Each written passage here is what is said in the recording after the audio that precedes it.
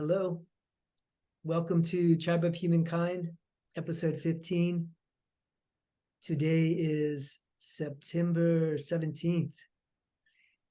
Got my good friends with me back here today. Lex, Mono, Sun. Got us four men gathered here to share some time, share our hearts, speak to those things that are feeling most urgent inside of us. There is a lot to see and take in our world around us. There's a lot of threatening scenarios. There's a lot of things that don't feel good or look right. And there's a real,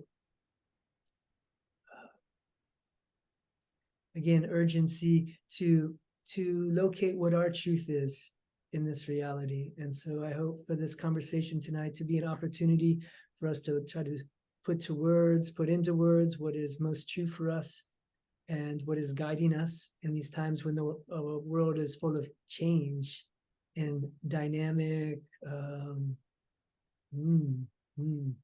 transformation. Let's take a minute for each of the men here tonight to say hello, introduce themselves and where they're calling in from. It's maybe include really briefly something you've been doing in this last week or two that has been a part of your self-care, a part of your spiritual health, or something that you've been finding inspiration or peace or solace in. Yeah, thanks for the introduction, Shane. Yeah, it's beautiful to be back here.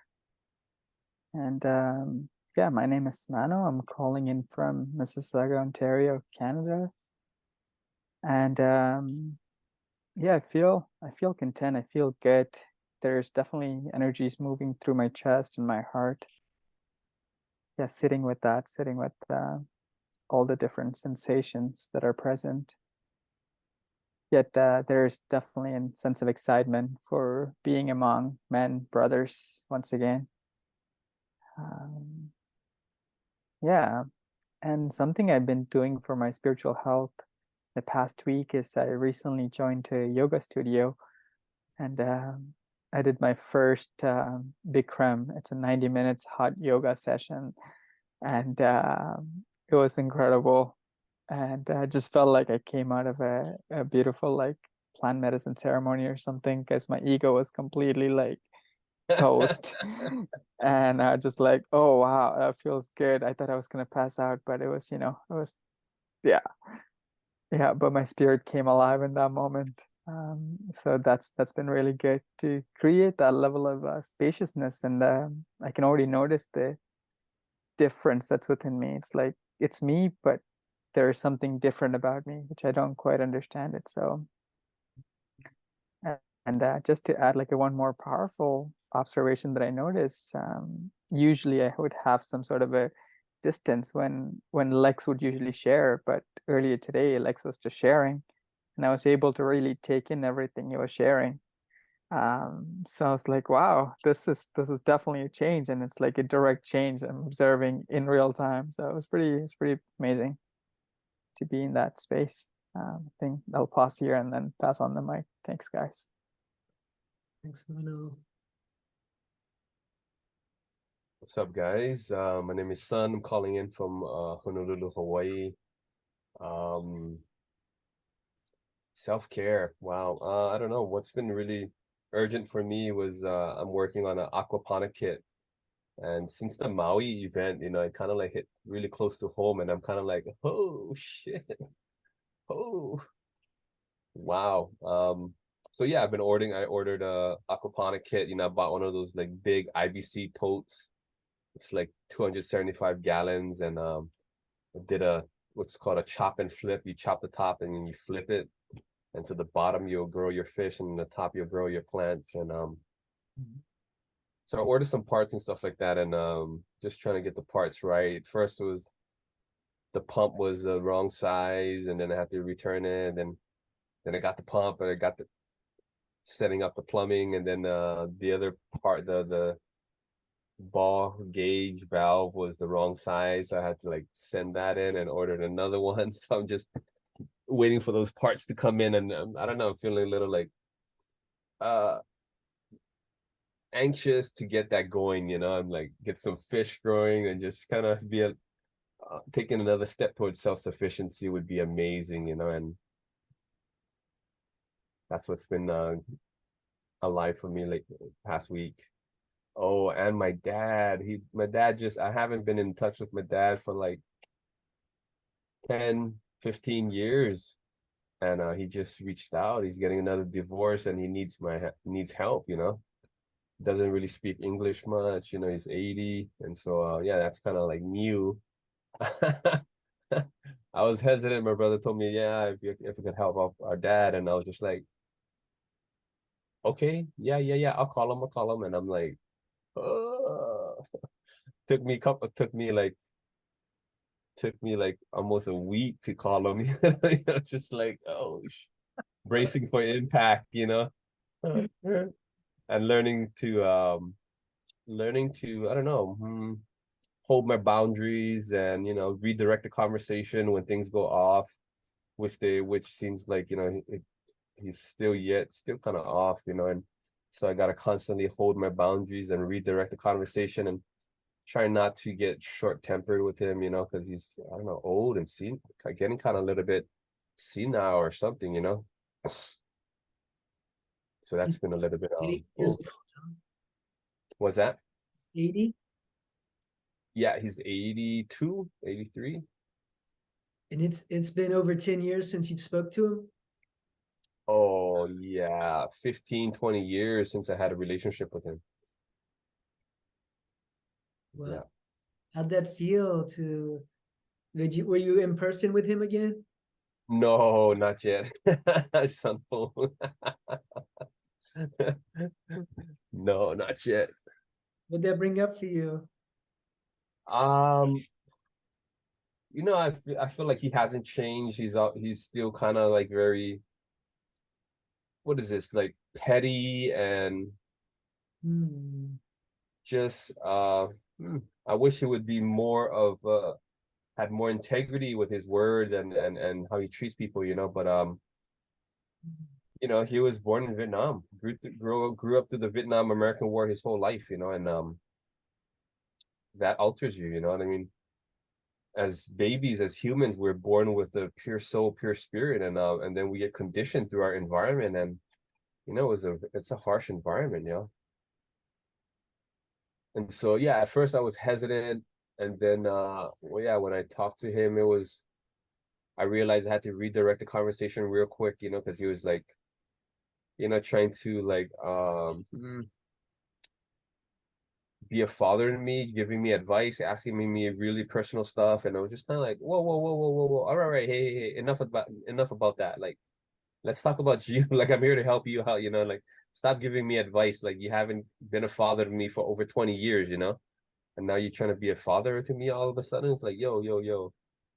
But then afterwards it felt good just to reconnect. I felt like I was able to like reconnect with a part of my family history and feel my ancestors behind me, you know, just to integrate that aspect. Hmm. I think, yeah, That's I cool. think we all come from really diverse backgrounds, but all of our families, you know, have had it rough, and we all have fragmented histories when we're with our families. And yeah, so that's what was going on. It's like after that connection, you're able to have like some forgiveness or something, or to a little bit more to where you don't have to have so much shields up for him. Like there's more access, and then from that, there's like flow into your full ancestral line. Yeah, Kind of thing. Like if you're not yeah, intentionally something like that. blocking out or whatever, like. Right, right, totally. Ooh, yeah, good work, son. Yeah. Hmm. Okay, I saw something really tantalizing and sort of refreshing recently. Somebody posted that a friend had said out loud, just casually, that if art is how we decorate space, then music is how we decorate time. Mm. That was nice. Mm-hmm. Also, I got some more books to continue becoming brainier. This one is from a guy called Gad Sad, and it's called The Parasitic Mind: How Infectious Ideas Are Killing Common Sense. Mm. I've got brainy books everywhere. Um, and also personally, I'm having moderate incremental gains in my health and vitality, which I'm putting down to constant parasite protocols that I'm doing. And I've used turpentine, I've used wormwood, I've used black walnut. Bear with me, there's a few. Black seed oil is amazing. I don't know if we know about this as a group, but wow, right? Black seed oil, 100% recommend it. Something going on there. Also apricot seed oil, which is apparently stops cancer and all sorts of things. I would say there's a definite link between cancer and parasites and fungus and that sort of stuff in the body. And also I think the chemtrails and the water and the food, I think they're going after us through that. And the latest thing I'm doing is I'm taking shots of something called chlorine dioxide. Anyone ever heard of that? MSM? Is that Yeah, MMS? yeah. Oh God, I love it. Nah, it's so intense. So clearly my life is full of joy. Just, chugging back bleach every hour.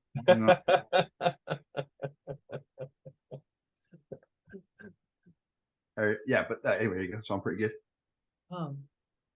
That's cool. I've worked with most of those: black walnut, wormwood, apricot seeds. Those three for sure. I've heard about a couple of the other ones. Well, my brain's clearing up. I couldn't read for about 2 years. I just opened a book and the words just go blah blah blah blah blah blah blah blah. Fuck. But I'm getting to the point where I can read again. So Wow, Whoa. amazing. When I was living on the island of Kauai, I was able to go collect fresh spring water. And there's more than one place on Kauai that has like bubbling, delicious water. Like you drink it, you're like, whoa, that tastes good. And you like your body, the back of your throat, your gut like wants more immediately. And it like tells you to like drink more. And you're like, And then like collect that water and like bring it home and like drink that for like years, right? And I swear I got more like crystalline in my thinking, in my life, like through good drinking water.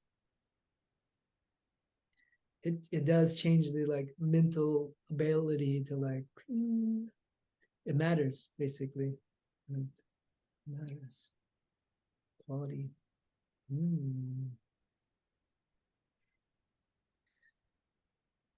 Well, I'll share as well what's new. Well, we've gone from like the Maui wildfires that really made me think about 9/11 to like the anniversary of 9/11, which, right on top of each other a month later. And those two things have been big in my field the last couple months, weeks, or whatever, and how much is still just not said or clear in the collective consciousness about these events. It still seems to be something avoided. And over 20 years later, that's been rolling around in me. Just wanted to say that out loud. I've been sharing. I'm holding meditation classes every Monday, and I'm starting to have a couple people show up for that, more so than lately and more so than before. And it's been really fun to share that. I held a psychedelic therapy question and answer a couple nights ago. I had a couple people show up for that. That was really fun to share some things close to my heart. I'm going to host my first Tribe of Humankind in person for my local town here in Stowe in the World. And that's going to be exciting. That's coming up in a few days. And I have My partner Becky is in Canada right now and away for a few days, and so holding down shop in life and getting back in touch with myself a bit, exploring that alone time. Yeah, feeling like my my time with Becky is amazing. Like she's the easiest person I've ever had to like spend time around, and we do so much fun things together, and we create well together. And in all the excitement, it's hard for me to sometimes like be tuned in with myself, and so the alone time is good to connect in. And I've been feeling like I've got some kind of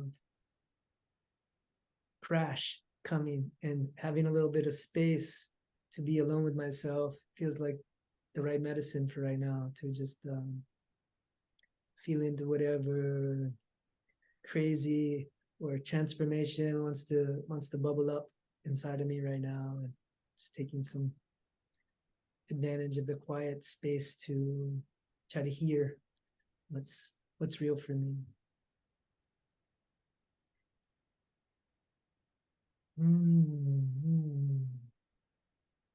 Before we go any deeper, I'll just pass the mic around one more time to you, gentlemen. If there's anything else, there's been really good shares already, and if there's anything really close to your hearts that you would like to speak to as well, something that's kind of present in your field that you're having to pretend is not there so that you can be here in this conversation.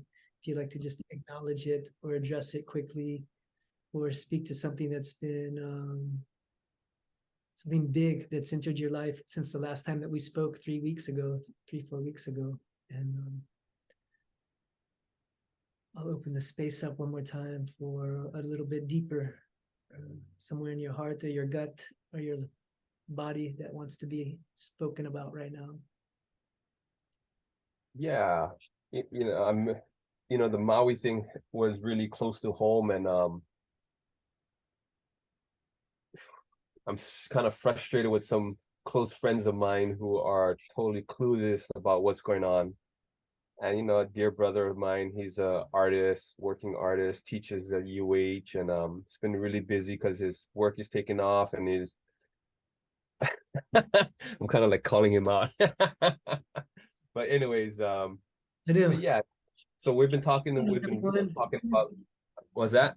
Said we love you, everyone, even though Yeah. We've Yes, been talking about, some recent events, and he's just like, yeah, it's like, oh, it's unfortunate, it's a poorly managed, the COVID was poorly managed. I was like, what? Poorly managed? Like, you don't think there was any anything wrong? Like the way no suspicion ever, just thought it was poorly managed. I was just like, bro, this is a freaking global concerted effort to get everybody poisoned up and doped up on their concoction, and they printed trillions. It's like, whatever, bro.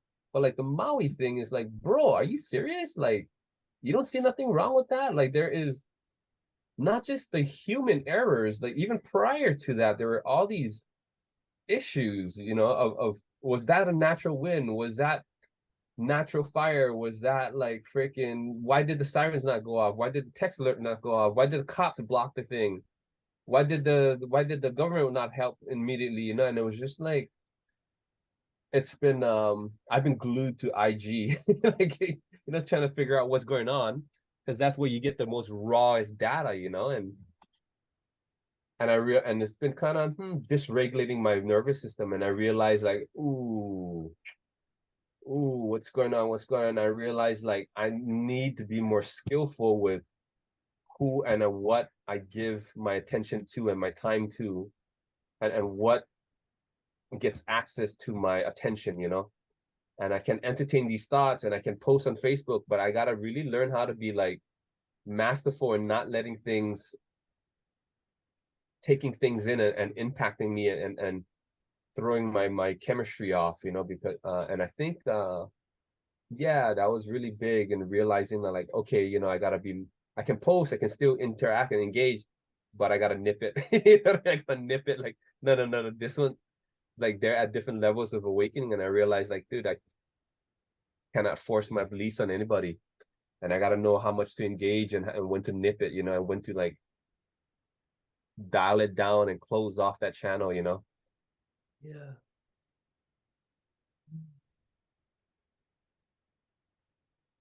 Yeah, son, I resonate with that so much.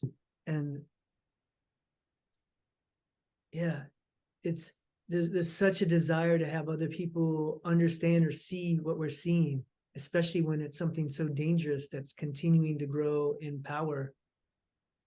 And Escalating, constantly escalating. It's because people are not waking up and seeing it so they can keep getting away with it. And it's just like, what? You don't see that? And I'm trying to not get derogatory and not call him out, but I'm like, yo, I think you're playing in the lower chakras too much, yo. Like you need to like look at the bigger picture and really track what's going on. Like, yeah. can either of you other men relate to what Son's saying there? Have you been feeling that? 100%. That's my life all over. My life's been like that for the last 25 years. And surviving the awareness it has been, I nearly haven't made it. I've nearly not survived. You know what I mean? It's nearly taken me down because, I've had phases where I've gone, okay, and you get your head down, you meditate, you eat well, you look at beautiful things, you go for a swim, you read a book and all that sort of stuff. But then you lift your head up and look around and it's worse than it was when you put your head down, you know? So I got to the point where I was like, I just, I literally moved to where I am now. And I literally said out loud to people, I've come here for the apocalypse. And this was 7 years ago, right? And when I was working on the house that me and my ex renovated, I was like, they'd engage me in conversation and I'd talk about conspiracy theories and I'd say something's coming. And, and it's going to be here soon. Well, it's here. And so it's very late in the game to sort of go and meditate and distract and create a little beautiful bubble. We have to survive. We deserve to be happy. We deserve inner peace, but we are in something very real. This is, and it is growing. The first footage I saw of Maui, I knew what it was, like instantly, because I've done the conspiracy theory, I've done the psychology, I've done the religion, I've done all the subjects. They all tie together and they lead to one story, one outcome, which then you use as a template to understand anything in the world. And as soon as I saw Maui, I was like, I know exactly what that is, right? And there are people on Maui who don't know what it is. Right. How the fuck can people live there and still not know what's happening? Right? Anyway. So I'll chill back now. I think each time they make an aggressive move like that, it forces people to wake up, and there are more people waking up, and it's just, is this fast enough? Is this quick enough? And I mean, it is what it is. And but yeah, it is crazy that I think for a lot of people, it's hard for them to grasp that there is such evil that would kill people blatantly like that, cold-blooded, broad daylight. People cannot comprehend that. But I'm like, yo, look around you. Every single country, ever since the World War II, US has been at war constantly throughout this whole time. We've been selling arms, dropping bombs, supporting other democracies. But we've been sheltered behind the Western world, and so we feel like things has been going good, you know what I mean? But in actuality, these power structures has been consolidating their power, their iron grip hold, and now they're ready to ready for that checkmate, you know? But yeah, I mean, it seems like for people who are not paying attention, we're just like on different channels, you know? Totally different channels, and it's like, bro. Exactly, son. Yeah, I think that's the glass ceiling they can't go past, is like they can't imagine, like, no one would do that on purpose. No, like you wouldn't, Right. where you wouldn't orchestrate this thing for so long using all the highest tech to try to make it look like an accident. Like, no one would do that. That's what. And yet you're right. Like, the war doesn't stop. How many people die in Vietnam? How many people die? It was a 17-year war.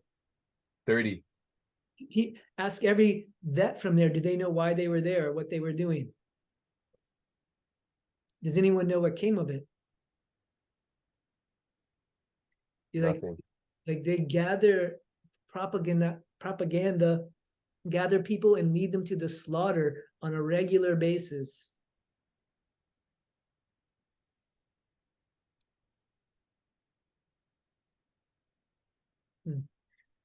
Yeah, I can definitely, relate to like everything you're saying. It's I'm definitely not believing into it. Even yesterday, I went for a drive to get some really good mineral water. Apparently it's one of the best in the world, like one of the top fives in the world. That's only like an hour and a half away from me. And on the way back, we start having different conversations with my cousins, and they're more along the same wavelength. And yeah, one of the information she shared with me is that her husband's boss invited him out. So my uncle's boss invited him out, and when they were, out and just by this cottage, they obviously had a security guard and stuff. And one of the security guard used to be the private security for Justin Trudeau. Mm-hmm. And he was sharing his like own personal experience with my uncle's boss. He was saying that apparently Justin Trudeau is gay, and that he would actually sneak him out to go see his partner and then bring him back safe. And my uncle is like, he's a very innocent man, like a very pure soul. He has like a couple of kids, like just super down to earth, super down to earth man. And he couldn't believe it. No, my uncle. My uncle. So he couldn't believe that Justin Trudeau was gay, even though he was hearing like basically first-hand information. And even my cousin, who does like a lot of her own research, who looks through just beyond the mass media, what the mass media says. And she would share with them information about like child trafficking, sex trafficking, and he would just shut down. Like he can't take it. Like, even though he's a man, he's a masculine, he just can't handle those information. Yeah. So I think it's again coming back to that same thing we were talking about. It's like our innocence almost stops us from like comprehending, like, oh wow, are people really capable of doing these things? And I've heard some terrible stories, like firsthand, just from my own past childhood experience, which obviously helps me to like see beyond just the regular perspective and see within, and look beneath the rock and see what's actually there. And it's like it's very obvious, and it's also like very scary just seeing the amount of damage, like a lot of people that are in power that are doing, whether that is sex, child trafficking, like killing like so many people, innocent people, just for personal gain. Yeah, so I mean, it definitely saddens me, and it's something I also choose not to take part in. Like what Sun was saying earlier, like I came back after after that deep conversation, and my body was so tired, like I was passed out for 3 hours. So I was just like, I did like a half an hour meditation. I could not get up. 3 hours later I woke up. I was like, oh, holy shit. It just like it completely shifts and changed my vibration, even though I genuinely remind myself this is not the energy that I want to take part in. But even talking about it, I can notice it has a strain on my system. So yeah, so I also want to bring that into the conversation as well. And also maybe invite like a curiosity into how can we, overcome these energies, these powers, and still call the love and light and still radiate that, all the while being aware of all the other, I guess, darkness or the other side of the coin. Beautiful question. Thank you, Mono. Yeah.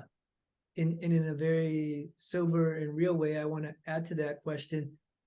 Do you believe in miracles? Of course. Yeah. Tell me what a miracle is. For me, a miracle is like when I feel like all things are lost, I'm done, or like when I lose faith or hope, all of a sudden something that happens that completely shatters my reality and shows me, yes, there is God, there is divine, there is a power beyond my control.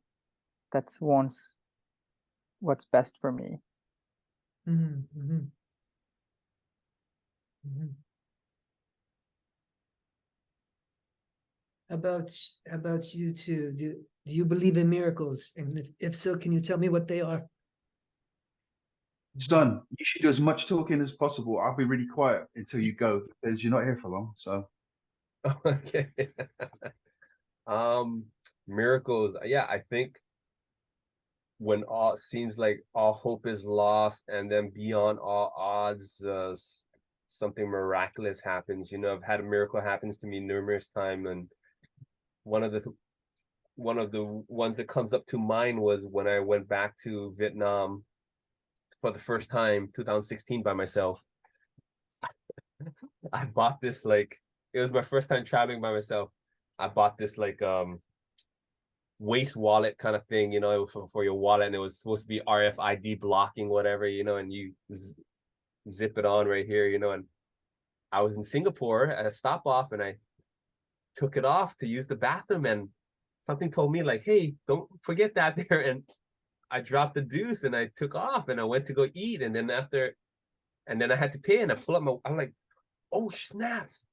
I run back to the bathroom and the wallet is gone. This is like I'm at Singapore airport, just taking off for a trip for a month, and my wallet is gone, and am hauling up and down the freaking airport trying to find someone speaking English and get on a PA or whatever, and I swear I'm running up and down for 15-20 minutes, and I'm just like, oh bro, this is not happening. No. I'm like, oh my God. And I run back, yeah, after 15 minutes or 20 minutes, I run back to the bathroom, and I see a lady in there, and I had to ask her about a wallet, and she's like, hang on. And she calls this other guy, and they pull out my wallet, and like, oh my God, crazy. And my money was there, and I gave the guy $50, you know.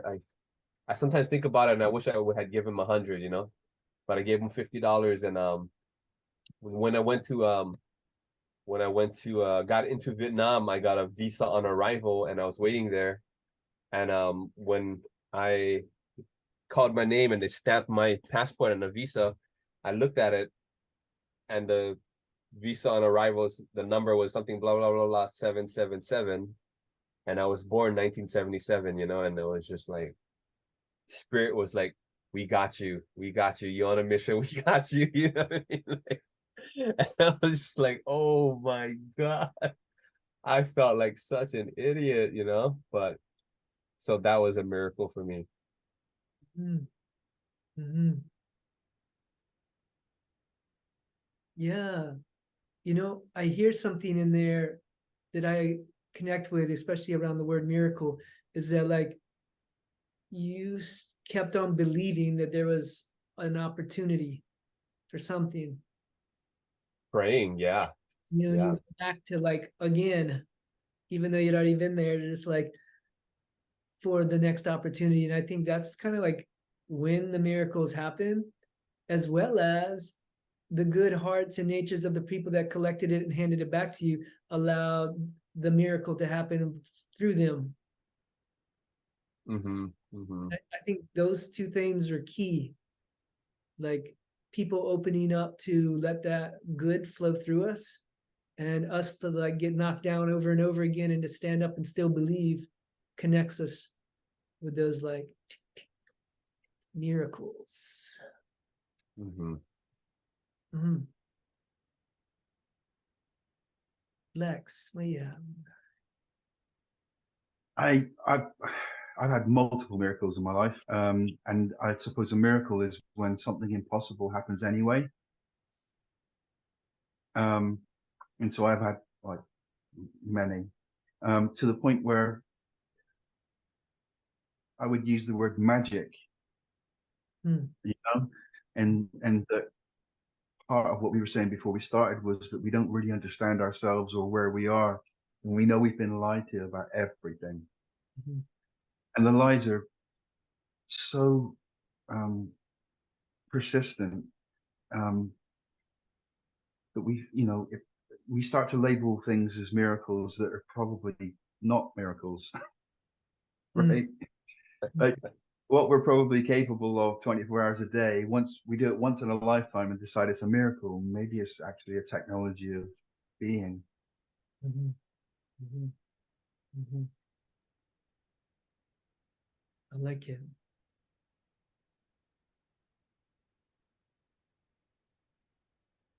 Hmm. I'll give you one example that I'm not usually flummoxed. I have all these interesting ideas about how things work, but this one freaks me out a little bit. I'm kind of into holographic matrix theory as a strong contender, right? We were walking my dog, me and my ex, and she used to like to walk him alone sometimes, and I'd wait in the van to have a coffee, fine by me.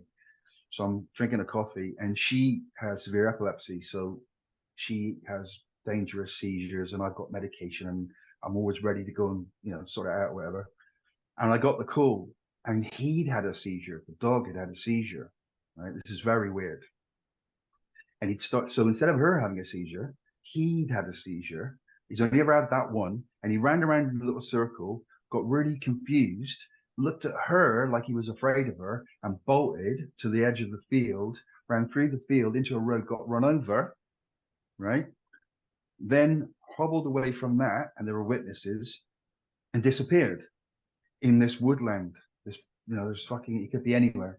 And this was daylight, about 6 o'clock in the evening, and I couldn't find him. And we, you know, then she got panicky and had a seizure. Some friends came out, took her home, looked after her. I carried on looking. At 2 o'clock in the morning, we took his crate up. I went back and got his crate, took his crate up, put it in one spot, and I'm driving around for miles, all these different places. But I put it close to where he was. And I put lights on the outside of the van, magnetic lights. I was driving up and down, calling his name. I'd get out, I'd walk in the fields. 2 o'clock in the morning, I give up. I'm like, fuck. And I start crying, and I pull up, park, and I look at the crate. He's in the crate. Right. And I think I know this sounds crazy. And on the one hand, it's just he was around and he was unconscious and he was in shock. And then he got up and he got in the crate. But part of me sort of almost thinks that I willed reality to make him come back. Mhm.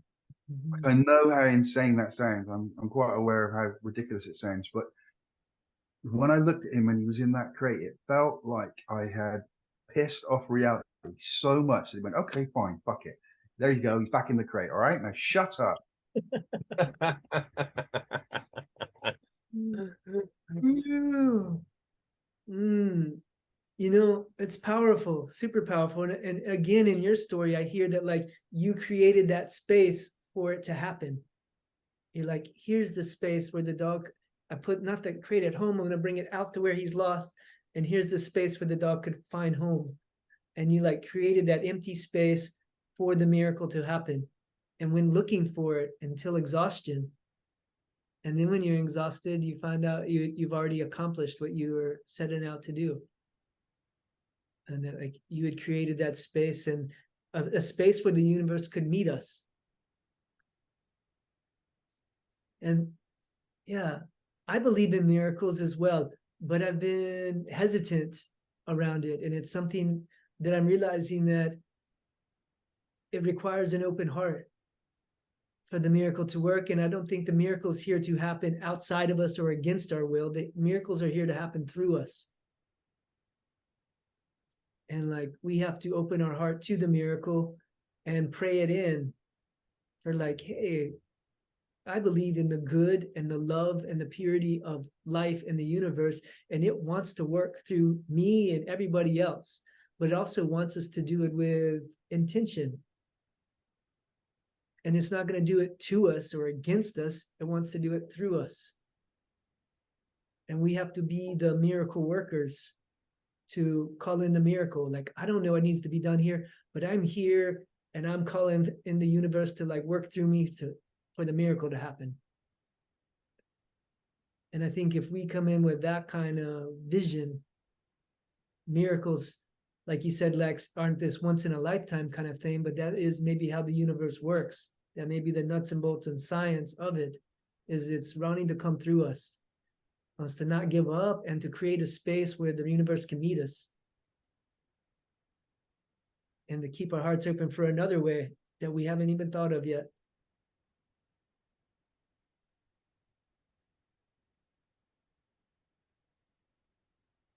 Yeah. So beautiful sharing and connecting with you guys. That was great. Any final Thanks. words? This was just great. I mean, I think the connection of the like-mindedness really builds and fortifies our path and our spirit, our inner spirit, you know, and having that brotherhood and that recognition with other people is so important, to always try to find the other people and connect with your tribe. You know, I think it's so important nowadays. And yeah, that was great. It really kind of nourished me. Yeah. I got to like run off for work. Thanks, Shane. Nice talking to you guys. Right on, Lex. Right on, Mano. You guys take care. I'll catch you guys next time. The beautiful Thank you, Sam. here. See you later, son. Miracle Aloha. happen there. Yeah. Yeah.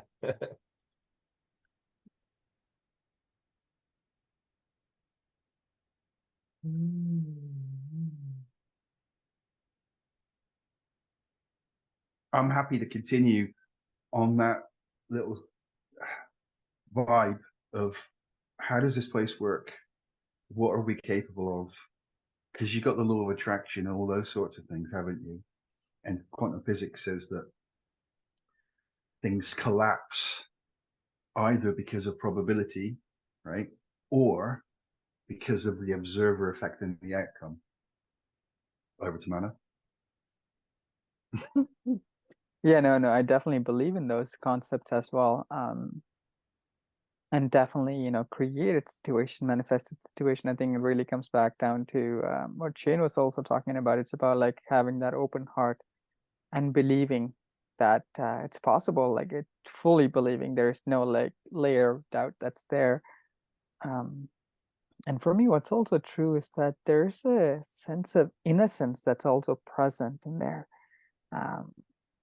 There's no level of like a harm or like a hidden agendas, like just so pure, just like as pure as the heart can be, like such a beautiful open heart. I think in that space when we speak, I think also they use the word prayer, like in that space when we pray, call for something, the universe listens or God listens, and things happen. And I think that's why prayers are so powerful in that sense, because there's such a genuineness that's there. And yeah. I would agree. The innocence within us is what's the word? It's, you know, eternal and bulletproof or whatever in its own way, in that we don't have to have it all figured out. Our innocence is allowed to like not know what is going on, or not know what we need to do to fix what's going on, I should say. We don't have to know how to solve it, but we can come with our prayer to help it and to heal it and to like help be the instrument to find the way to take care of it without knowing how we can move forward with our, light of awareness and our prayer of, we need help to figure out how to do this, and to call in help. Like, whoa, I'm overwhelmed. We need some help. For all consciousness available that can back me up and help me right now, I need your help. I don't know what to do. I need your help. We need something miraculous to happen. I'm here to show up and do my part of that miracle. And they need to be much bigger than me. It needs to be global. How can I be a part of that global miracle? I'm ready to show up for it.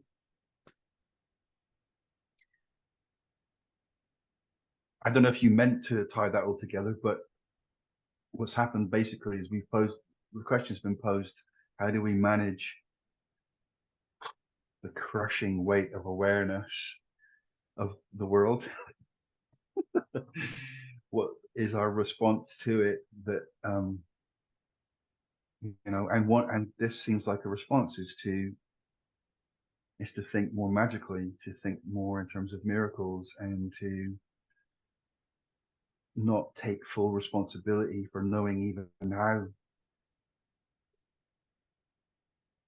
Yeah, I think that's where we can relax a little bit, is that we don't have to have the pressure of like, we got to have it figured out and have the answer, but we are here to be a part of the answer.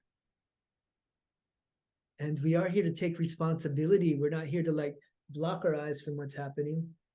When we're ready, we'll look. You don't have to look before you're ready. But when you're ready and you see, you can no longer not know what you know. And then you know that, like, as an adults, seeing, it's up to us to take care of it. And then there's no more grandparents or anybody else. We're of age now to take care of it. We're of age in consciousness as well. Like, there's been times in our past where our consciousness was younger. And I would say on the planet, our consciousness is raising and maturing. And we're now of a consciousness that, like, we have awareness, and it's not okay to continue to allow things to happen. And we're not quite sure how we handle it yet. We're still in that state of like, we're aware, becoming aware of it now, and we're not sure exactly what to do about it. I think, yeah, you're absolutely right. I think these are the places where, like what Charles Eisenstein says, like a more beautiful place our heart knows is possible. If we know it's true, we know it exists, because I've seen it like 1,000 times, and I felt it. I think also part of the answer, what speaks to me is it's creating communities, finding like-minded people among us, so that there are more of us that's holding the light, more of us that are holding that collective consciousness. And whenever we need it, we have that support available to us, close by us. We do this call like once every 3 weeks, which is great. Come here, connect, share, and hold that container. At the same time, I'm also like loving what Shane is creating, bringing in that meditation group, bringing in that, tribe of humankind group, and then bringing in anyone who's interested in like psychedelics, giving them a little bit of awareness around that. I think all of those pieces definitely expands the consciousness. And I find that as soon as there is a level of safety that's present in a human psyche, then it begins to open itself more and more to the light. And I see each other as a beam of light, like as a lighthouse, where there's more ships, more minds that are wandering the vastness of the ocean can find home, as long as we continue to be that light. I think that's really important, to be that and to hold that. I feel you, and I resonate with the holding of the light and the sort of being the keepers of the flame, and keeping the flame alive. I personally am at the point where, having investigated and inhabited all the different versions of spirituality, the last option I can see, and therefore decided is the right one, is that we need warrior spirit that holds all of that amongst the confusion and the distress and the horror and the danger. Like that's the, for me, that's the evolution. The evolution is, how do you walk into it all and still hold that connection, right?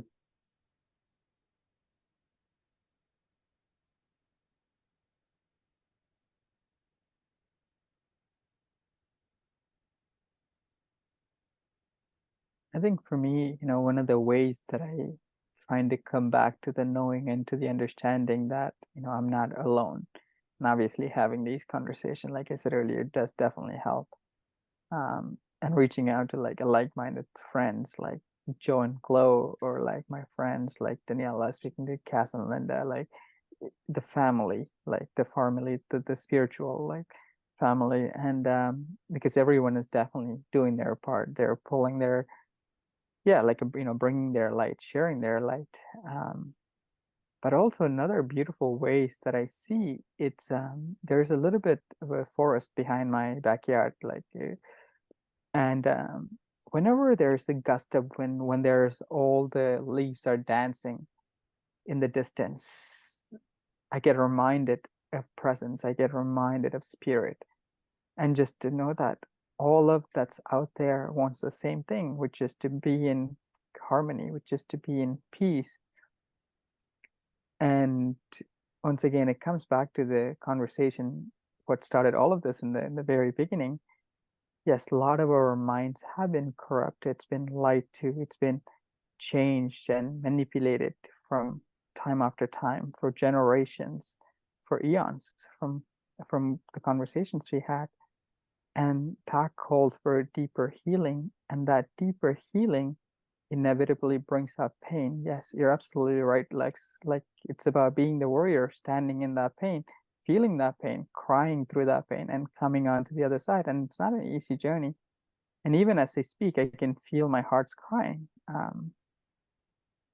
But I think it's part of that evolution. It's what humanity seeks.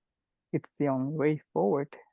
There's no shortcut to healing, but to heal, and that's painful.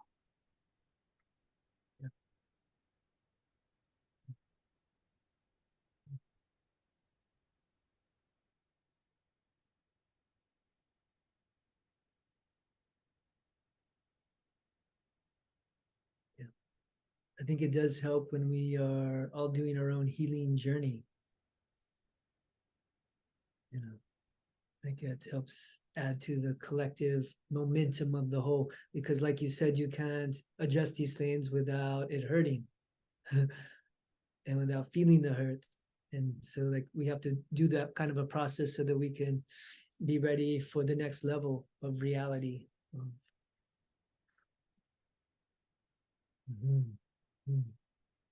Like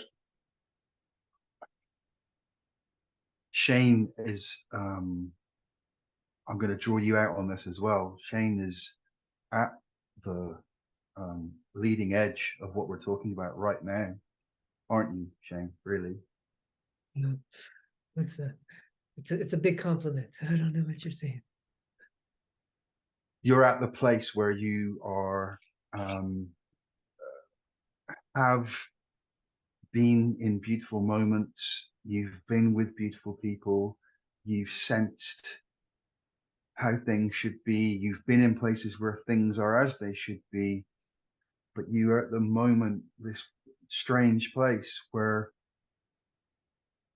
it's starting to fuse without your permission with all of the other stuff.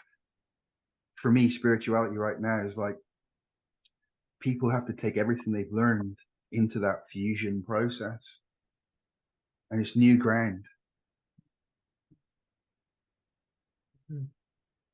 Yeah, I think it is definitely new ground, and so we have to have the stomachs ready to move into that new ground, and then to also be aware that that's just one step along the way. There's going to be several new grounds we're going to move into as a collective. one right after the other the second we're ready for it. And so there's plenty of work to be done, because there's new levels beyond these levels that are going to be needed as we go through the transformation. Those corrupt elements on planet Earth that are in control and acting, in a wanton fashion, unchecked, they're not going to surrender and give up their bad ways. We're going to have to bring the light of awareness to who they are and everything they are, so that there is nowhere for them to hide anymore. There is no more hundreds or thousands or millions of humans who work for them and protect them and encase them in safety and encase them in anonymity. In a way, there's so many, they're hard to access, these people, because they keep other people and systems and things, and money keeps them distant. But when we no longer support their money systems and no longer protect them and give them that, then they will have to walk in the streets amongst those who are aware.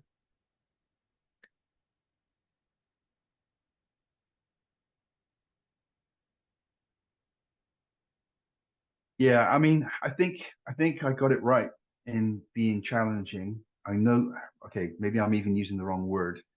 I'm moving in the right direction when I use language like challenging. And for quite a long time, I've been developing a conscious or an ideological or a thinking, communicating version of martial arts. And what I saw in martial arts was that it was stamped out by all the powers that be, because they didn't want people to be strong enough to fight back. And so people turned it into dance, capoeira and tangos and all sorts of dance. They all contain the basic movements of holding and throwing and even striking and all that sort of stuff. And Morris dancing in England is the gayest thing you'll ever see. Sorry to gay people, I'm not homophobic. It's just the way we say things sometimes. And they'll tippity toppity tippity toe, bang the jung, do do, bubba the jingy bang, bang de bang de bang. Like, but even that is how reduced our ability to be masculine warriors was. They kept it alive by having to hide it, but it got lost. It turned into, people didn't know that. And now it was just literally people dancing in a silly way with little funny weird things on, not knowing why they're doing it, and thereby not getting out of it what was supposed to be there, right? I feel like spirituality has done exactly the same thing. It was reduced and hidden and poeticized and made difficult to ascertain what you're trying to say there, to keep something from the people that were stamping out all of these other ways. And it's just turned into that. It's just dancing now. The hardcore aspect of it, the sharp, focused, cutting awareness and intelligence, and knowing that there is a best way or an optimum way or a right or a wrong. It's like we're at the point now where people will say there's no right, there's no wrong. Everyone has their own unique perspective and everything. That's how it should be. Well, no. If you have a diesel van and you pull up into the petrol station and put petrol in it, that's wrong. There is right, there is wrong. And there are consequences for rightness and wrongness, right? As well as there are perspectives and stuff like that. Anyway, spirituality is at the moment, it's just dancing when it needs to remember what it really is supposed to be, which is a process that aligns the real part of us with reality in truth. And it isn't all feel good. Sometimes it's the opposite of feel good. It's a rite of passage. It's you have to survive the fire. You have to literally die and somehow, even from death, come back. That's what spirituality is supposed to be. Yeah, I agree. I think maybe that's exactly what many of us have done. Reincarnated again and again to help work this out. And I think we all have very unique gifts that all look different. So it's hard to say what's right for one person to the next. But I think we're all here to birth those gifts. And we have to decide how it is that we are going to live our lives so that our gift gets birthed and comes to its fullest fruition for the benefit of all humanity. And we all have an inner knowing of whether we've obtained that of not, obtained that or attained it. Like have we, is it fully there yet? And I don't really know anybody that can say that, other than maybe we're all trying to move in that direction. And if we check in with ourselves, we know it's not done yet. There's more to be done. And there is there's a lot happening. Yeah, Lex. Exactly. I believe that the reason that I am not what I need to be to help people in the best way is because I've done everything I can do on my own. And I don't think you can do it on your own. You have to do it with other people. You have to be amongst those energetics and those other perspectives to recalibrate.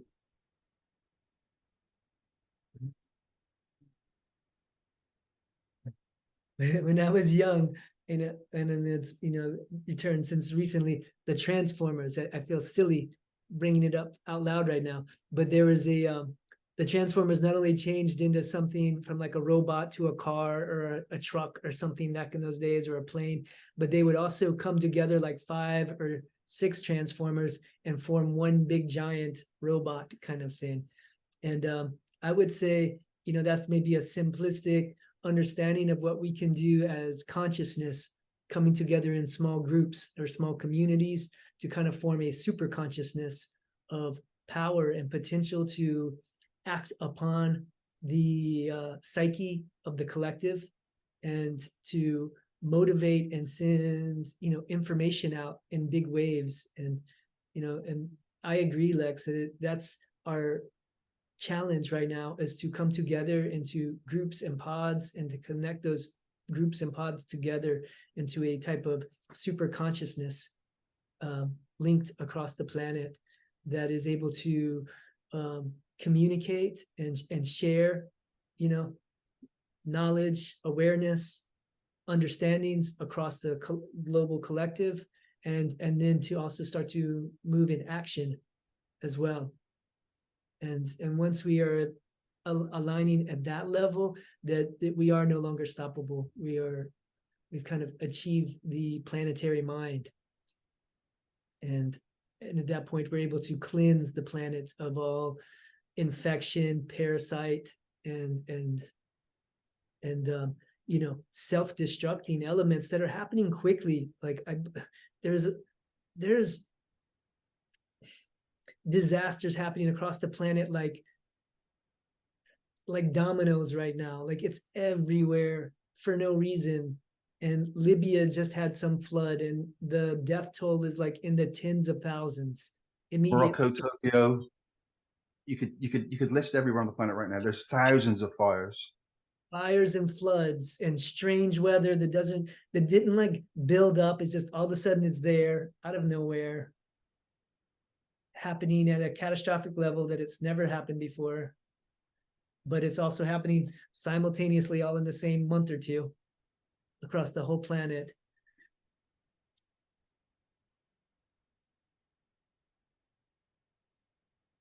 There's urgency to it. And for those noticing it and awake to it, I think it accelerates. Many years ago, I was on a talk show hosted by a talk show radio on Kauai, and they interviewed me about the topic I wanted to talk about was the acceleration of the global spiritual revolution. And I was aware that like we get downloads of truths, direct, and then you bump into a stranger or someone, and all of a sudden they're speaking the same thing, and you're like, whoa, where'd you get that? Like, that's what, spirit just gave me the download on. And like, and then then you hear, then you turn on YouTube and there's two other people talking about it or something like that, and you start to see like, hey, I'm on the right channel because I got that direct for myself, and then now I'm hearing strangers and other people talking about it. We're all kind of tuned in to the right frequency of the life channel of the planet, of the cosmos, and it's talking about how to stay in harmony with life. And if we tune in with that, we're all getting the same messages. And I think that indigenous people would have described this as what they call the original instructions. And those have been coming up from the earth since the beginning of time. And it's a matter of us tuning in and hearing it. And right now, those instructions are more intense and present because things are happening planet-wide. And there's a new responsibility for the human being because we're awake and conscious enough to hear this and work with it real time. And it's giving us, it's not giving us some stone tablets from the ancient times. It's giving us like, hey, it's going down right now. We need you to act and be present from 1 second to the next. Can you do that? Are you ready?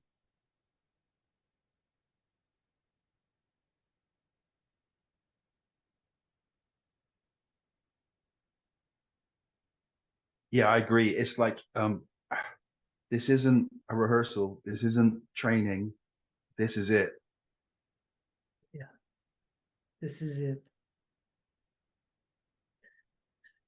And we get to bring our freestyle funky selves onto stage. You get to do it however it is that you feel good in doing it. And the challenge is to stay connected and be paying attention to that real live transmission and be staying in harmony both with like the life signal of Earth and also the life signal coming through all the other humans, like more so the awake humans that are hearing that channel with you. There is a big mass of the population that you can't really trust their behavior because they'll lunge and jump off a cliff right now. But there are others that are awake that are like hearing the life message. And when you look across a crowd, you can almost spot them with your eyes. Because they're the few others who are also looking out across the crowd. Because they're like, man, am I here alone? And they're looking for someone else. And you're like, hey, here's a friendly human ready to connect with you. And you're right, Mana, we have to build trust. And it's okay. That's a natural way. We do need to build trust. It takes time to do it. And those who want to build that trust, that's a good sign.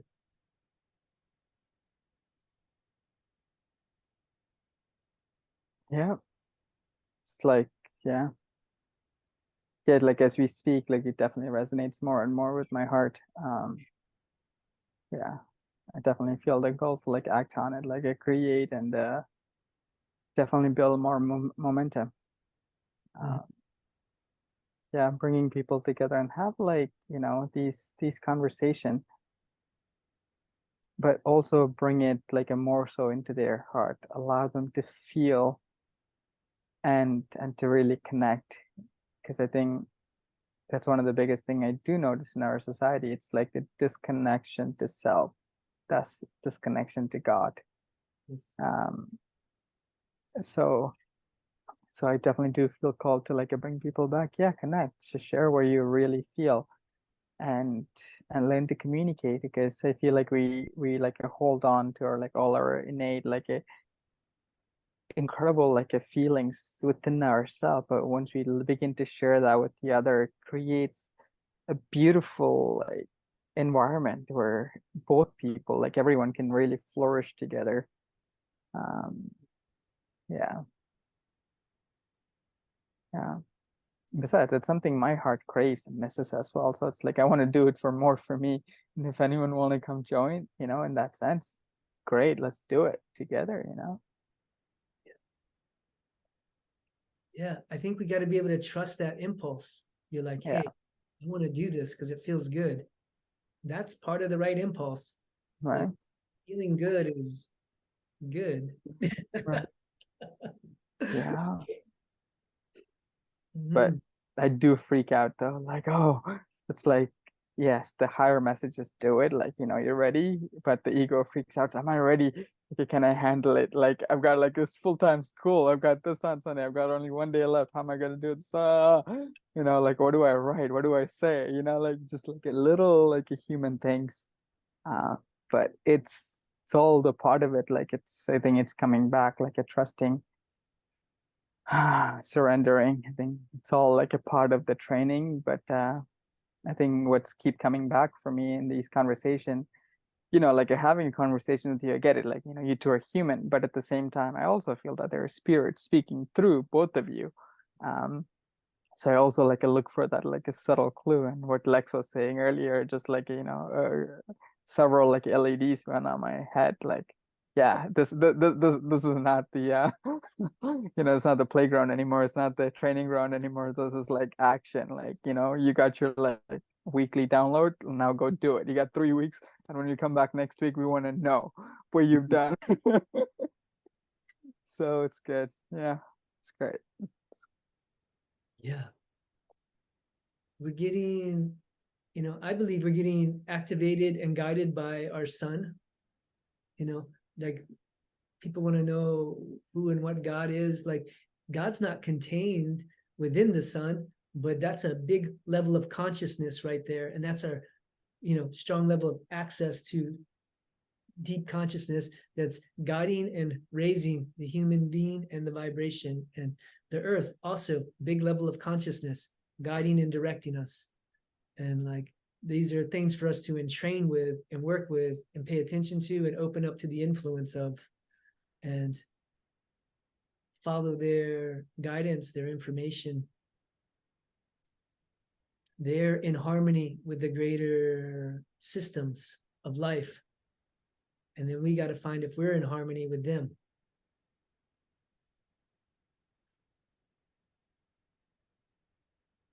And I think each of our awakenings, I speak about the sun because I feel like it's a part of what's speeding up our consciousness shift on the planet.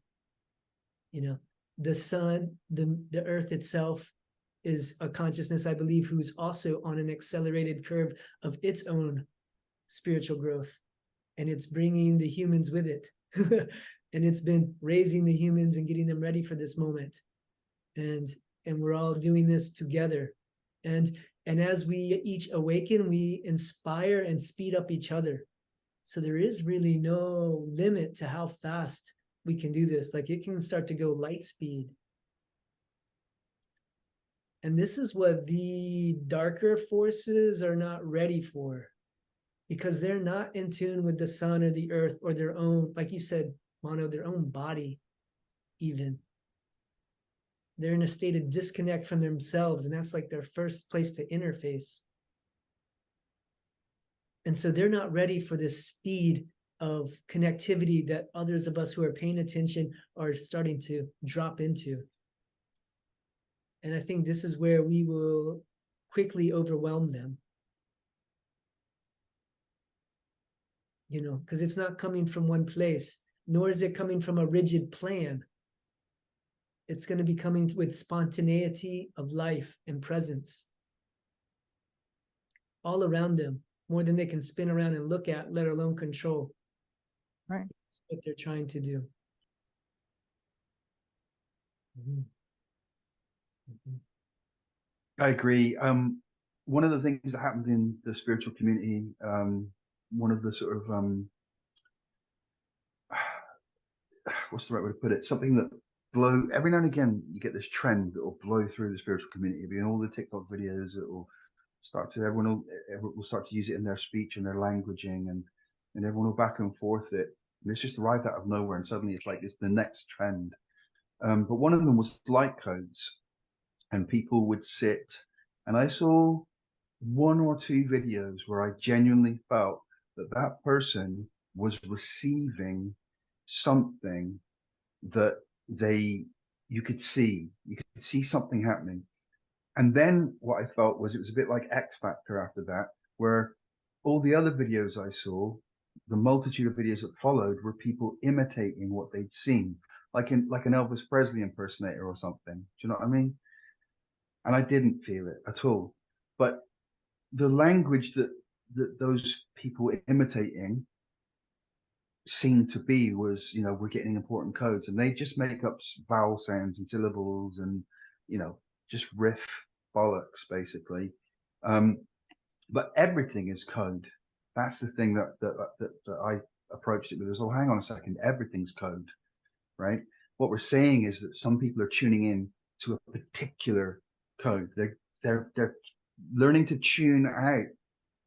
If you know, everything is code, so it's learning to be able to locate the important code that is for you right now.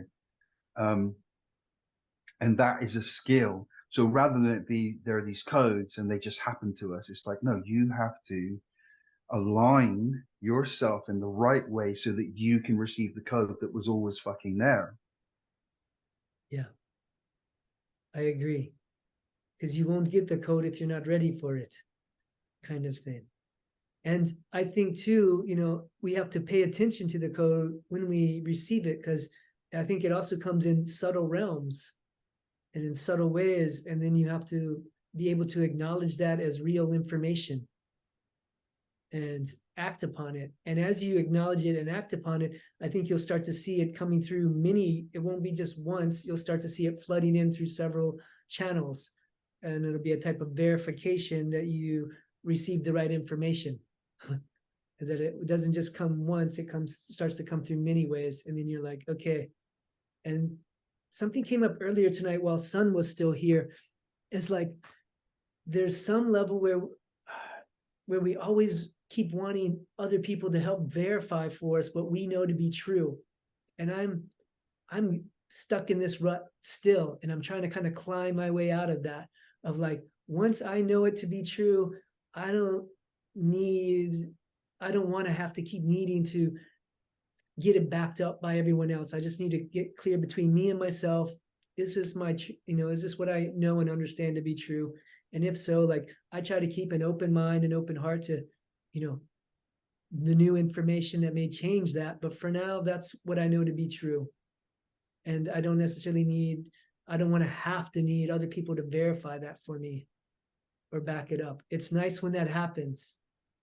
And it often will be. There'll be certain ones who, like strangers, and others you'll see the information pour through, like it's getting verified for what you know to be true. Other people have arrived at that same conclusion on their own. They're seeing that. You're like, okay, it's not completely unsubstantiated. But also there's a balance between, trying to get other people to see it or know it as you do, other than just claiming it. Like, no, that's what I got from spirit. When I checked in, that was what I got.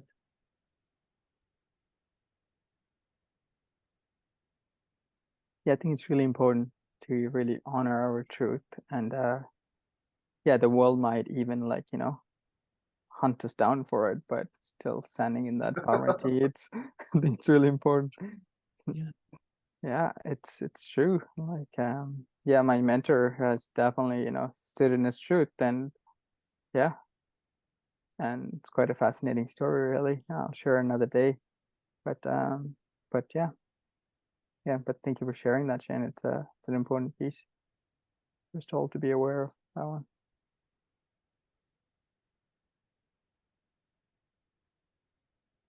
Yeah, it's trial by fire. When you stand in your truth, you'll get blasted for it often.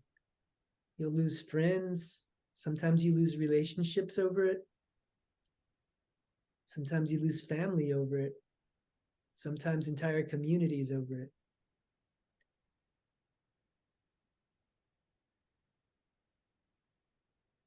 There's a quote in Kaya Ra's book, The Sophia Code, that I really love. She mentioned something to the effect of, like, when spirit speaks to you, you will know, because it always comes through in a very loving voice, and it usually is affirming something that you feel like you already knew, and continues to be verified for you throughout other things. And I'm not speaking it very well. I'd like to read it at some point, but it's something along those lines. And I really like how she put it, because it's true that way. Like, that's how spirit speaks to you. It's like, it's a loving, it's a kind voice. It tends to awaken an old memory where it's like, you kind of knew that to be true already, and it verifies it for you, and then it continues to verify it through many other channels. Like spirit speaks to us in any way and every way it can, through other humans, through strangers, through children, through nature. Like it's affirming its messages through multiple channels, and we have to learn how to hear that through as many channels as possible.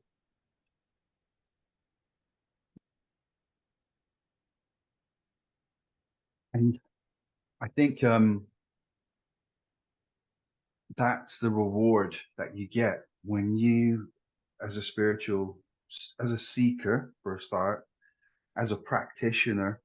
And I guess a spiritual practitioner is somebody who is conscious. I think that's the first aspect of true spirituality, is consciousness has to be active, right? It has to be the main investigator.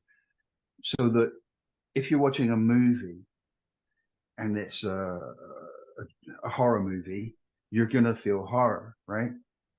And if you're watching a romance, you're going to feel those sorts of feelings. And so that is a made up experience created, and then you're having that experience, right?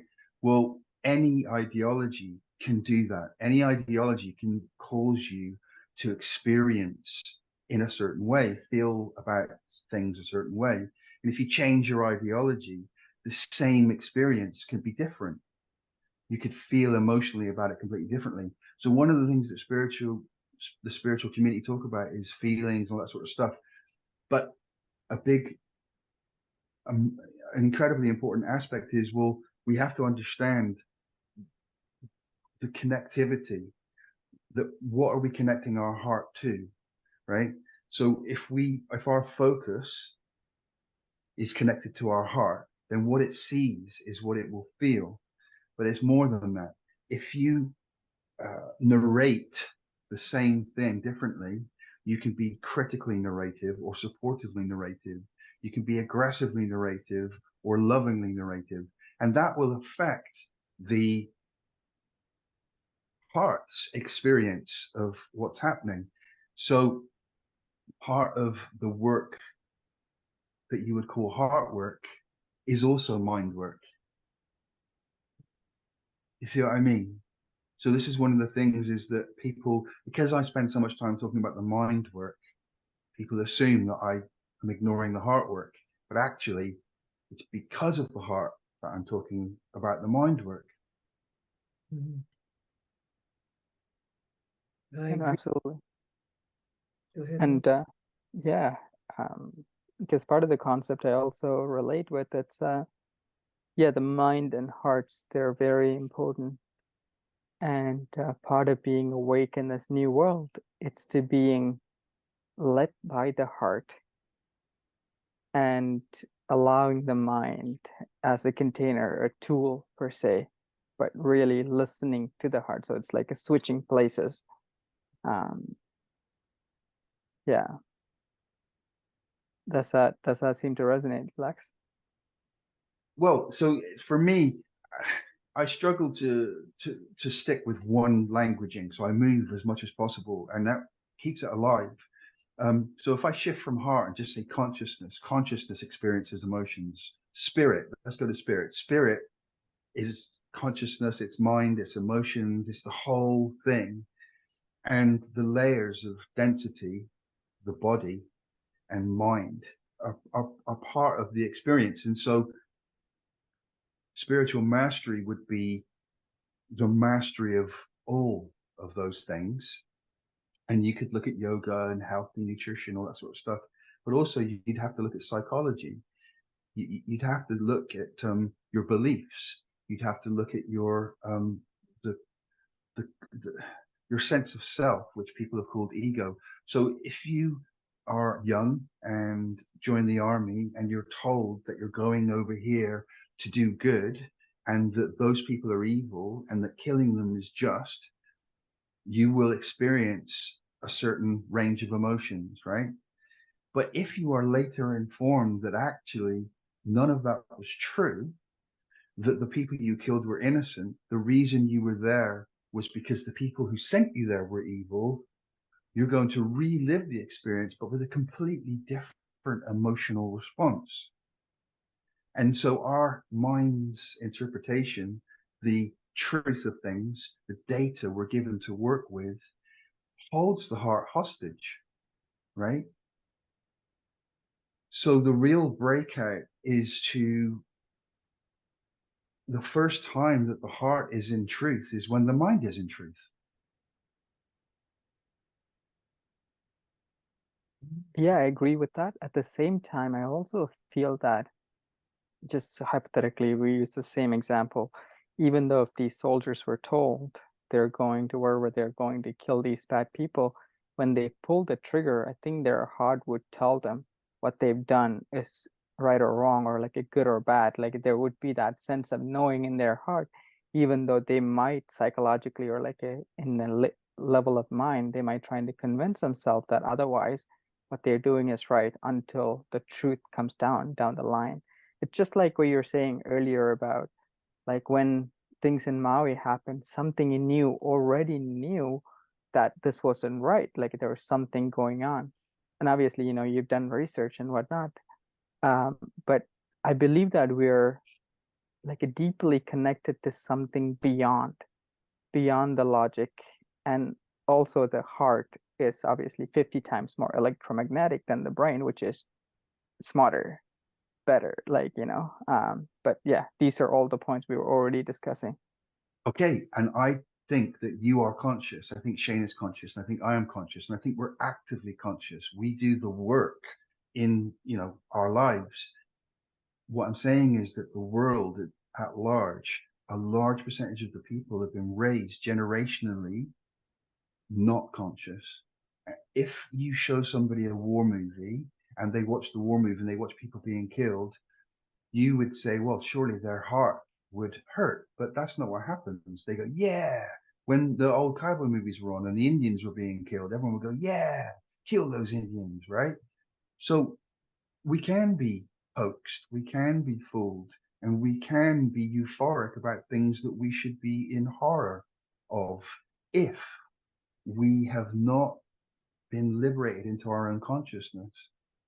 Like that's literally what I'm saying is this is why I'm so difficult with people and challenging, is because yeah, a person who has achieved consciousness will have that dissonance, which will eventually lead to some sort of psychological breakdown or spiritual breakthrough. But until consciousness is active, it's just passively watching a movie, and the script of the movie, if it's laid out that this is the hero and this is the villain, that is what the being will experience. Like that's literally the problem that we're having on the planet right now, is people are having illusory experiences. They don't understand reality, and even their hearts aren't actually experiencing reality. People are experiencing euphoria when they should be absolutely in tears, because reality has been hijacked, and the heart, it's all of its potential, all of its ability to, if you ask it to tell you what the truth is, it can. But if you don't ask it, if you just tell it, feel this, it will. Yeah. I think. Yeah, I interpret that as a disconnect, like cutting off your heart, like it's an override, like a program that overrides the heart. Whereas like I agree with Mono, they're like, hey, it's not easy to pull that trigger. Like the heart is already telling you like something's not right about that. Like and you have to have a program that overrides that. And you have to believe that that program is good or the right thing to do to override that. But the heart's already telling you something's off. And you have to check in with the heart to like follow through and want to know what's off. And because the heart won't stop you from the override, but if you ask the heart, it can guide you into what's not right about that. And if you have to trust the heart in order to take you there, and if you're not trusting your own heart, you can override. This is a brilliant conversation. So I hear you. I understand your perspective, and you may be right. I've seen footage of things. I'll go for something that's not too bad. The prisoners being tortured by American soldiers who were laughing and joking while they were beaten and waterboarded and starved and kicked, and they were just civilians who were of the country that America had invaded. The soldiers were amped up. They were full of illusion, and they didn't seem to be struggling with their hearts to me. They seemed to be very happy with their lives. They seemed to feel very arrogantly charged with energy and importance and righteousness. And clearly that was an illusion. So why didn't they instantly stop? Why didn't their heart break? Why wasn't the heart powerful enough? This is a million times more electromagnetic to override that. So my answer is that my theory would be that programming is part of it, but there's more to it. There's circuitry. You can actually the same as you've got a battery and a cable and a light, you can actually fuck with the circuitry of our being, I think.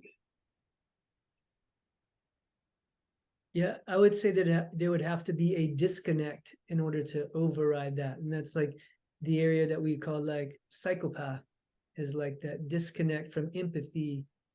And with that disconnect, all sorts of atrocities can engage.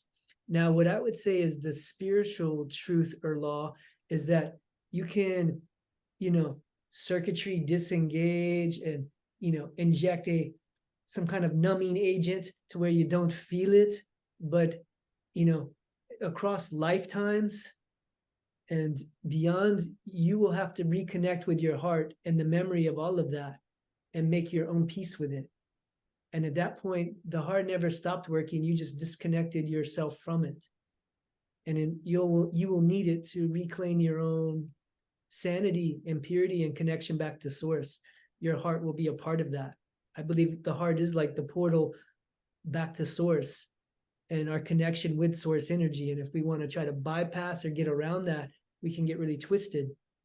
But if we want to maintain our connection with source, we'll have to feel the empathy of all those things. And that will be their own reconciliation that'll have to go down at some point, like the soldier in his dying years may feel his heart even though he bypassed it for a while. His heart may crush him over what he did, and he might not be able to make sense of it anymore. Yeah. And I've actually sat in ceremonies, ayahuasca ceremonies with soldiers that have done like several trips to like Afghanistan and Iraq. And it's not pleasant just hearing their experience, hearing their stories. It's just a matter of time, like what Shane was saying, that they feel like they remember every person they killed. They remember every moment they passed. And my brother's in the military, honestly, and I obviously pray for him that he never gets deployed anywhere. But yeah, it's a thing that you have to live with.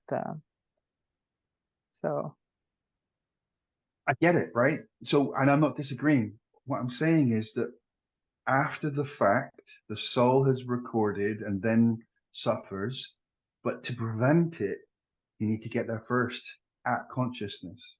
Yep. Right? Definitely. And that's what that's what I'm saying is that the place where the work needs to be done for all of us, conspiracy theorists, normal people, spiritual people, religious people, is at consciousness. Yeah. Definitely. That's how we get there first. Yeah. I'd even just use the word awareness, just simple awareness, just like, just look outside. What do you see? Quickly, I'm just going to turn off my video, plug in my computer. I'm at like 6%. I don't want to just die on you. So, but I'll see you in like a couple of seconds. Okay. Thank you.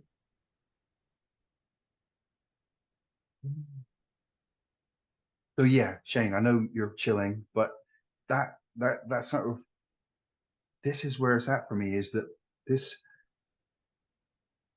what you said, I totally get it, that yeah, later on, you know, post life review or later in life, or, you know, that it was experienced in the right way, but by part of the person, but not by the whole of the person. And the person was in separateness and was able to be different things that weren't connected. And part of that conversation is left brain, right brain, I would say. Yeah. You know, I think life is its own gift and privilege and responsibility. And at some point we start to kind of come online and come aware of self. And it's no longer okay to outsource our sovereignty. Our sovereignty is like a kingship, a queenship that's been handed to you. And like, you're like, oh, that's too much for me. And you like set those fancy clothes down and put them in the closet, and you fuck around or whatever for a few years. And then you realize, like, no, you are the king, you are the queen. It is your responsibility. And you can't outsource that to an expert over here, or a government official over there, or your army sergeant there who told you to, who got the orders. You don't get to outsource that. You have to be sovereign of your life experience and the choices you make. And like, you have to check in, like, is it okay for me to take this other person's life? If I'm doing it, why am I doing it? Because I feel it's necessary, or because someone told me to? And like, is it okay to commit these acts based on someone else outside of me? Like, are they in touch with their sovereignty? You know, are they I agree. like in a state of, you know, a spiritually connected state that I would like to emulate and be in practice of? And those will be the questions that they'll have to answer at some point, you know. And it might be an entire lifetime, gets multiple lifetimes getting devoted to going down the path that's the hard path of the learning path, that will bring you back to like, whoa, like, you can't outsource that. Maybe you take someone's life, but you do it from your own reasons and your own like centeredness. You take someone's life, but it's not because someone else told you to, you know. Okay, I hear you. And I think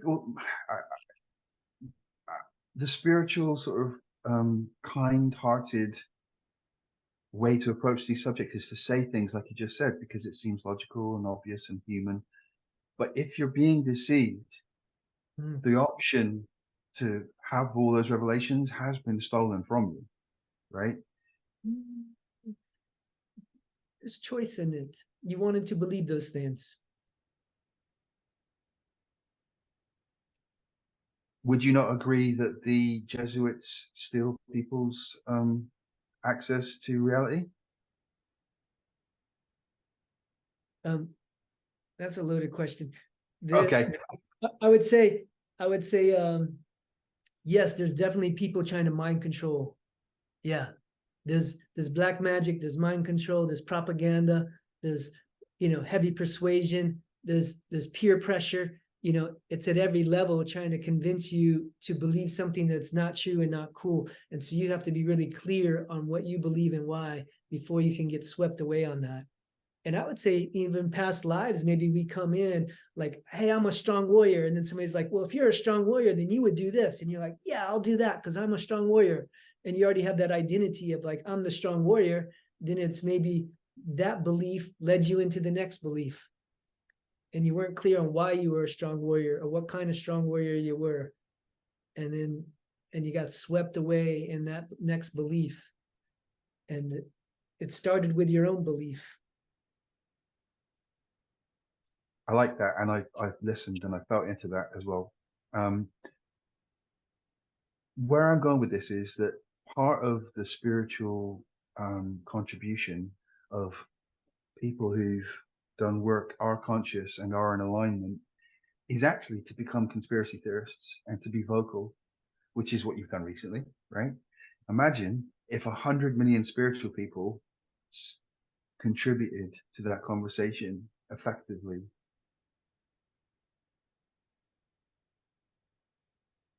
Before we go into that question, just a quick question, like, can you define the word conspiracy? Like, when you say conspiracy theorist, like, what does conspiracy theorist mean? Like, can you break that word down for me? Okay, so it's a term which has been purposely loaded with the meaning crazy people in a talking crazy shit. Conspiracy theory is, for me, is when anything that is not true, and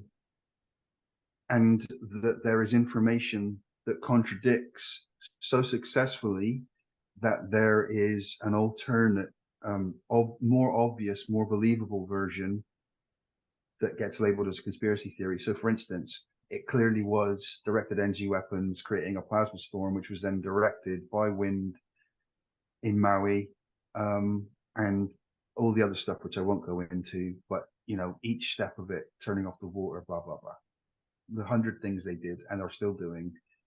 If you are a conspiracy theorist, what you're basically doing at the initial phase is you're doing work. You're taking data and you're looking at it and you're cross-referencing it to previous. You gather as much data over time as possible. You use it. You have a library of reference. After that, it gets repeated by people, the same as everything gets repeated, like religious dogma from people, you know, etc. So then you get a huge crowd of people who are mechanically repeating stuff, and they're the ones who are easy to pick at, make a joke of, and humiliate, etc. Because they can't give you an argument, they can't give you more details, they can't give you the subtleties, they can't join it all together. They just come out with just something they've seen. They sense it to be true, but they can't back it up. They can't talk their way through it. Conspiracy theories at the beginning are literally scientific, logical, rational interpretations of data. Right. So it's backed by actual information. It's not like somebody made this up or somebody got a feeling. These actually have a validity. So yeah, so I feel like it almost like we need to come up with a better word, like scientist or something, or like a proof, instead of just calling it conspiracy theories. Yeah. Because they're not just theories, they're facts. Like, so why are we even calling them theory in the first place? They're not theories. Like, you know, if you have a proof, they're no longer a theory. Well, if enough people joined in, like at the moment, I mean, I don't know. I mean, if you added all the spiritual people into the conversation, the numbers you'd be talking about would be vast, huge. And at what point does the momentum of agreement just blast through everything? I think we just need like a whole bunch of donuts and a conference call. Like, feed them a lot of donuts and tell them, hey, this is what's happening. And like donuts, it's kind of the blow to their like reality crashing down on them. Oh shit. Okay, but this donut tastes so good. Okay, let me take a little bit more of that and information. I don't know. It's like, you know, like what else can we do? It's like I feel like I've been try being nice this whole time. It's like being nice isn't working. You know, I'm giving you so much care. Try the carrot. It's like carrot isn't working. You know, like the only option I have is stick. But hey, but it's like, yeah, like, yeah, I think it's important to continue to have conversation. There are definitely people that would argue, but I think what's far more important is there's a psychologist that says that it's almost better to let someone live in their delusion than awake them to the reality, because awaking them to the reality would actually push them further into psychosis. So even that awakening process for a lot of people, especially older people, I feel like, unless you don't want like a whole bunch of people like a psychotic running around, like, you know, just basically like abusing themselves, like harming themselves, there has to be a certain level of yeah, the secure safety measure that has to be in place. Can I ask, what is the role of spirituality for younger people? And I'll hold that back and Shane can go. Yeah, before we move on, I'd like to comment on that. Like, one, hey, Mono, do you have any more light you can put in your scene so we can see you a little better?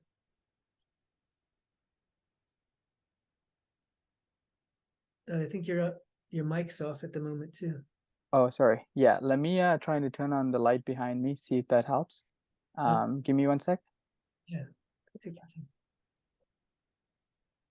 And then I guess I would like to respond to what you said, Mono, and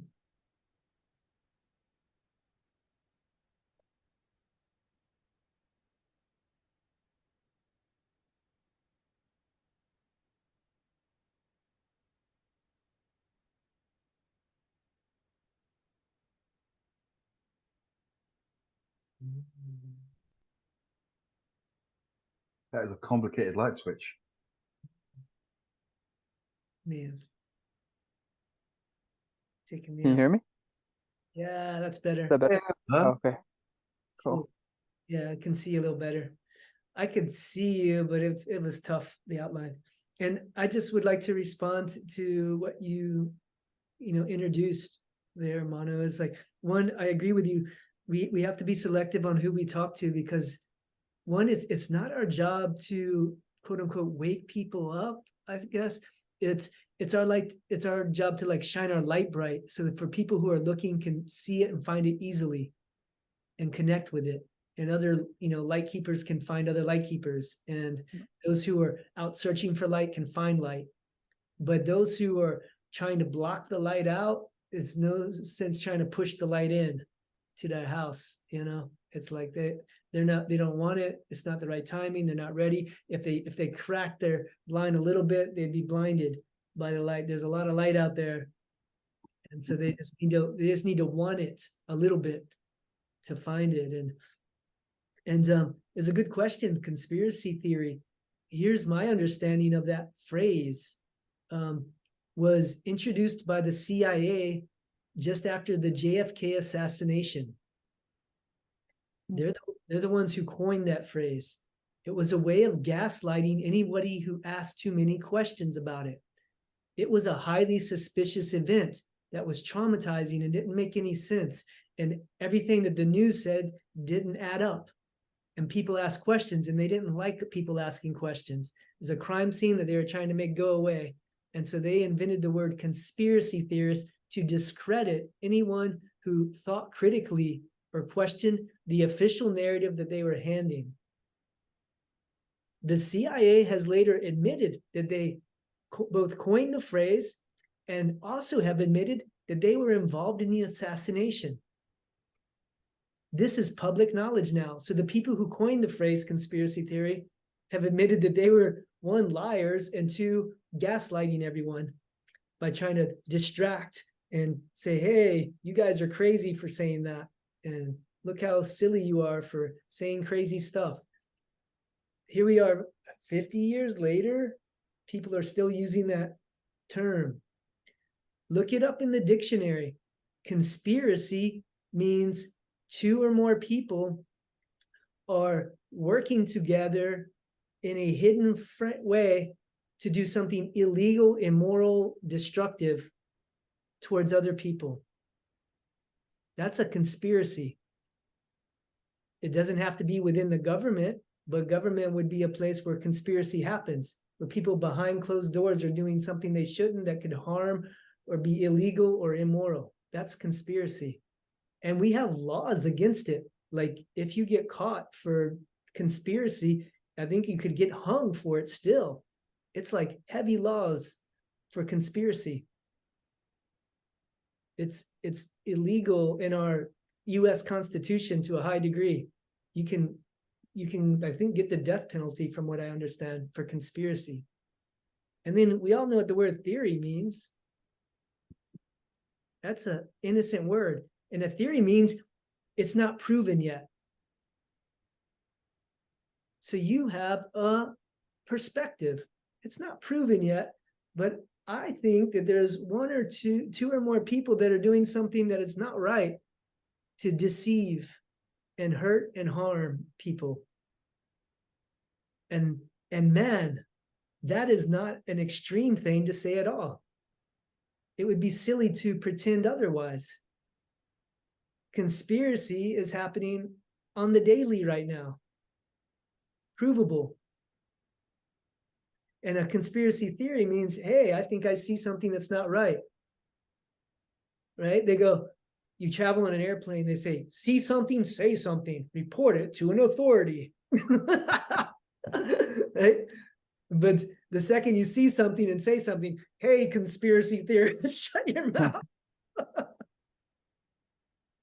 Right? So it's the government hiding, it's propaganda, it's pushing it out there. And then you have the echo chamber of all the asleep consciousnesses that love to say, yeah, look, he's stupid, he's a conspiracy theorist. And then there's public mockery and shame and embarrassment. And you get canceled and shut down. So that's conspiracy theory. From my Thank you. Yeah, no, it's beautiful. I think it's really important to get that out there, and just to also have have like a basis for like the conversation that can continue to unfold here.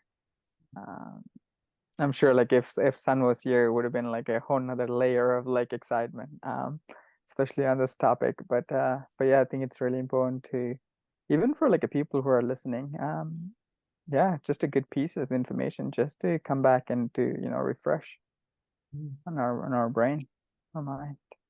Yeah. So I love the fact that we've got here this as spiritual people, meditators, people who commune with nature and heart and all that sort of stuff. We bring conspiracy theory in, and we're saying that people are programmed. We're saying that humans are hijackable. I would say science and philosophy or spirituality / religion are at odds. One would say we're robots, biological robots, and a lot of people don't like that, and they say we're spirit. I would say it's obvious we're both. That we are spirit in a biological robot, and the biological robot has certain operating characteristics. And one of those operating characteristics is mind, and mind is in separate pieces, one which is able to imagine and experience rich, vivid, colorful, interconnected, relational being, whereas the other one is a bit more like a Nazi who's been told to round up things and put them into camps and stuff, right? That bit is programmable. It's literally the program part of us that learns to tie shoelaces or drive somewhere without even thinking about it after a while. It's literally part of the mechanism. And that has been hacked, and our friends and families that we can't talk to, that won't listen to us, have been programmed with the conspiracy theory meme. It's that part of them that was programmed. And also all the other things they were programmed with. COVID is real, wear your mask, 6 feet apart, blah, blah, blah. So part of our spiritual crisis is that the spirit needs to have control, full, skillful control over the biological robot. And it needs to defend itself within that biological robot. It needs to defend what programming the biological robot runs and the sources of influence. And that, even though we can't reach the older people, and I've tried so many different methods and it's not working at all.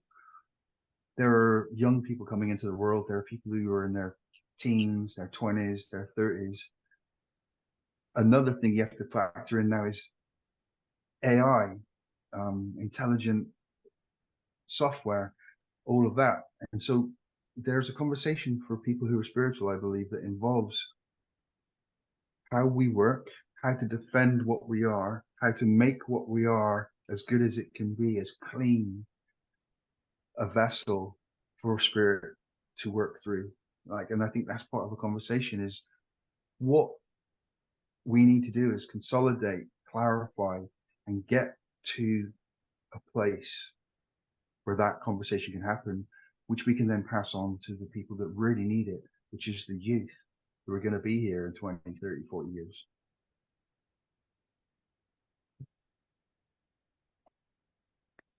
Yeah.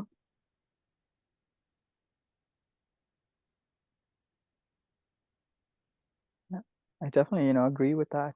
And I think it also comes back to what Shane was saying. I think it's not necessarily about convincing people, um, but it's about just like shining our light bright and just letting people just come find us in a way, like, still like you're putting it out there, whether that's prayer, intention, like an invite, a reel or a story, whatever it may be, and just allowing people to just come find.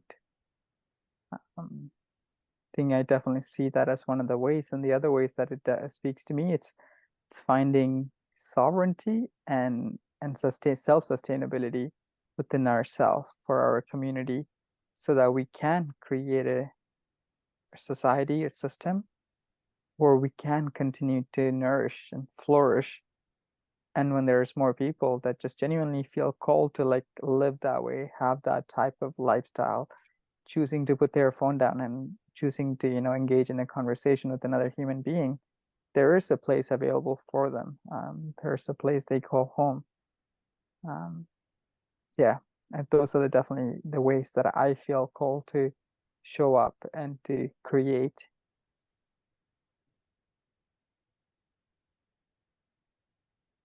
So for me, if we talk about the real world, or what people call conspiracy theories, if we just talk about reality, the hard stuff, the difficult stuff, and we bring our spirituality with us, we do it spiritually, right? So I mean, whereas what I see in spiritual communities is you are spiritual by removing reality.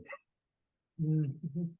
And I don't think that saves us. I think what happens is we talk about the real world, we talk about politics, we talk about the terrible things going on in the world as spirituality. Yeah, I agree. We're not here to transcend or escape as much as we're here to create within this environment. And I think it's very much a school of sorts, earth school, of a place to learn and grow and be challenged. And there is a certain amount of like, hey, you have to gain that awareness of people wanting to hijack your mind or your sovereignty or control, and you have to like become aware of that and reclaim it for yourself. And I think we're birthing a new humanity, from the inside out, not from the outside in. And I think the dark forces that are devolving, they're trying to create it from the outside in, and not knowing that there's any, not in touch or in tune with the beauty of seeing it being birthed from the inside out. And as much as we start to claim this awareness for ourselves and as a collective of the entire humanity on the globe, not the entire humanity, enough of humanity across the globe starts to claim this, I think we'll hit a resonance of the birth of the new humanity, where we start to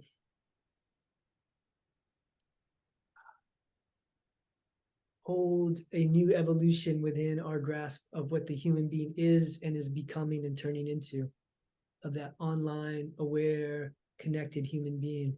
And that is a new human being that's being birthed, that is evolving quickly. And no longer, we are birthing from the masses of asleepness to individual awakeness. And then we're moving from individual awakeness to connected awakeness. And connected sovereignty, to where we don't try to dissolve each other's sovereignty, we help maintain each other's sovereignty. We maintain our own and reinforce each other's, and we do that across the planet. And now we're birthing a new humanity, and it comes from the same invisibility as consciousness itself. It evolves on that spectrum and produces another type of human being that can be inhabited by new souls coming to Earth School. At that point, Earth School will start to look different.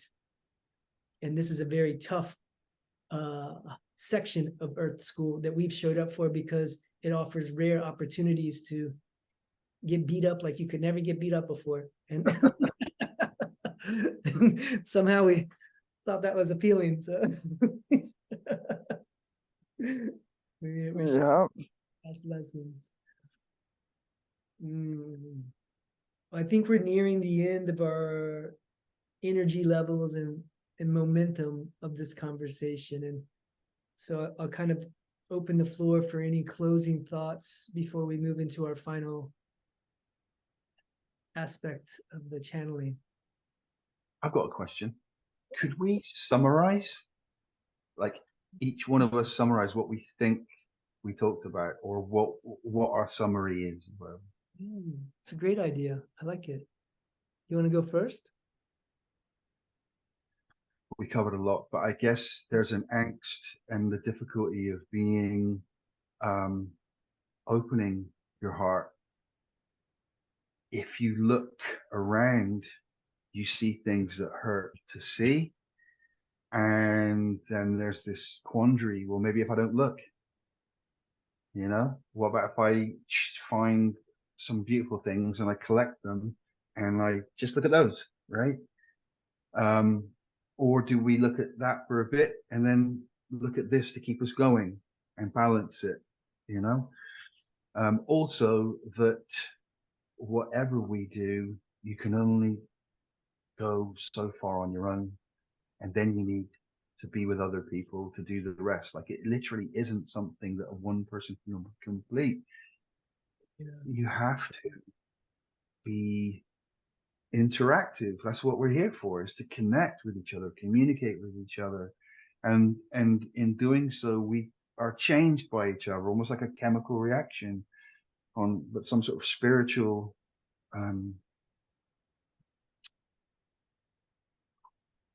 blooming of resonance that we need to do together. There you go. That's my summary. Like it. Beautiful, Lex. So yeah, I'll jump in next. Yeah, I think I'll start with the one of the big one. For me, it's, instead of calling it like conspiracy theory, I think I like to call it like a consumer fact, because people are consuming and there's actually fact or something. And I think it's an important piece to understand and to really look beyond just what is right in front of your eyes, in the sense that like what the mass media is producing or like what you're doing on your day-to-day. There is a richness to life that's available to all of us. And yeah, see if we can just put our devices away and tune in with something that's beyond, but yet it's within that beyondness, the unlimited potential. It is within us. Only if we can take away the distraction are we able to access that. It's all like right here, right in our heart. Yeah, just really coming back to the heart. I think that's one of the bigger pieces that we've shared and talked about. And community, yes, find community, find like-minded people. And if there isn't one, create one. And ask for guidance. Pray when you're not sure, when you feel like, you're lost or like uncertainty arise. Prayer is a great way to connect with something that's greater than ourselves. And know that the answers are there, available to you. And feel all that you're feeling. And yeah, just interconnectedness. Take rest, take naps, rest. I think that's one of the things our society is really lacking in, just because it's such a driven society that a lot of people miss that like time to be with themselves.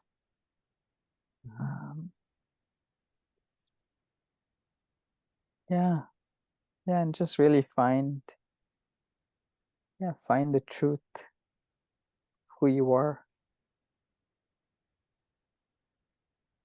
That's what's alive within me. Is that your summary? Yeah. Summary of what's what we talked about, and what's moving through me right now. Thank you. String of beautiful concepts there. My summary, I think I'll reach to the beginning of even before we started recording tonight, we got off on a topic of Sun introduced the heliocentric versus geocentric models of reality, and questioning the narratives of what we're taught,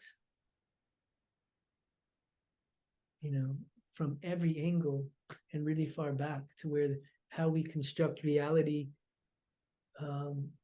may not be how it is. And are we prepared to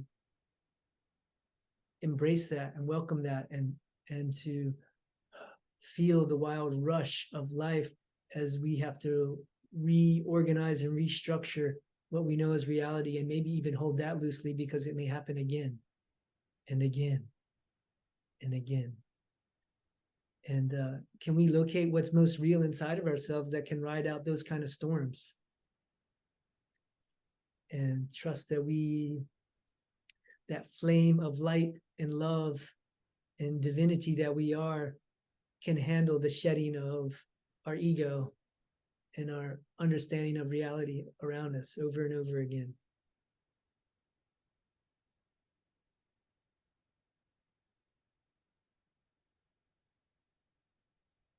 We moved into some of the pain of despondency, of seeing the disconnect from people after the Maui fires, after the 9/11 anniversary, and after after COVID, after nonstop fires and floods happening on the planet right now.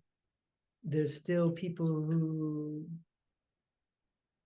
don't see the forest for the trees right now, and there's pain in that as their close friends or people we work with or community with, family members that are in that disconnect. And we talked about that. And right up to, we all have our peak of like, we take in so much, and then we have to take a break from social media, from everything, and tend to ourselves, tend to our sanity, tend to our happiness, and be monitoring how much we, before we get ourselves sick on it, to like find what feeds us and find what brings us joy and what is our direct connection with these things, short of taking in the information or the news. Like, how can we feel the truth of short of getting overwhelmed by things like the human trafficking and these kind of things. And we mentioned that, and then we talked about miracles and how to, what we believe in when it comes to miracles, and how we can show up and participate actively in allowing and producing miracles in our lives, asking for them, and participating in the how and the open-heartedness of the miracle, and calling in help for it to come in through more channels of us and others.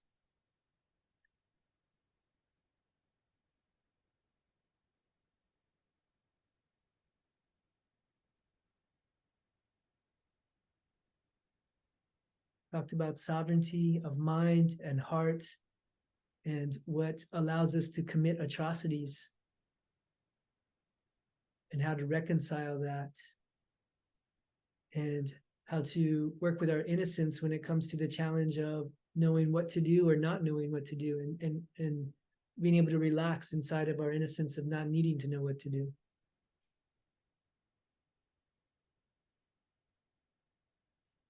Talked about the word and the phrase of conspiracy theory.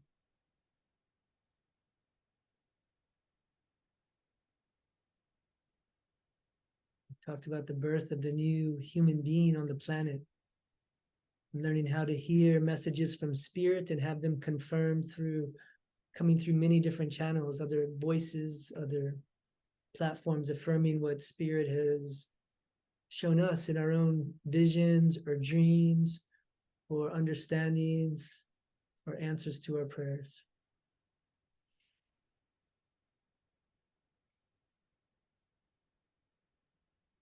There's my summary. It's gone long, but tried to gather as much of it as I could.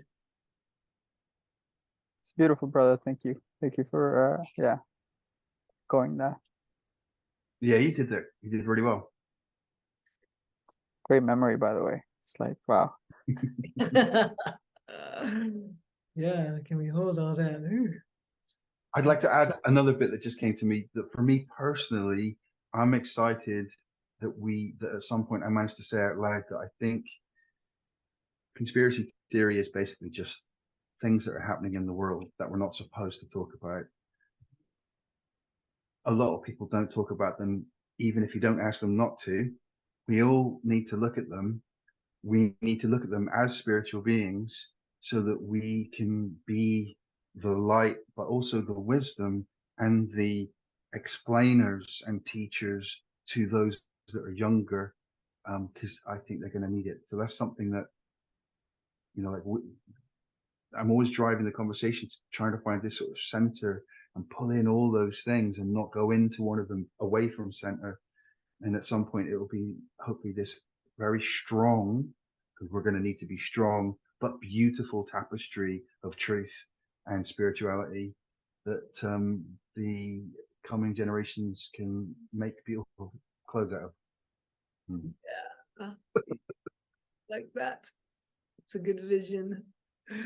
Exactly.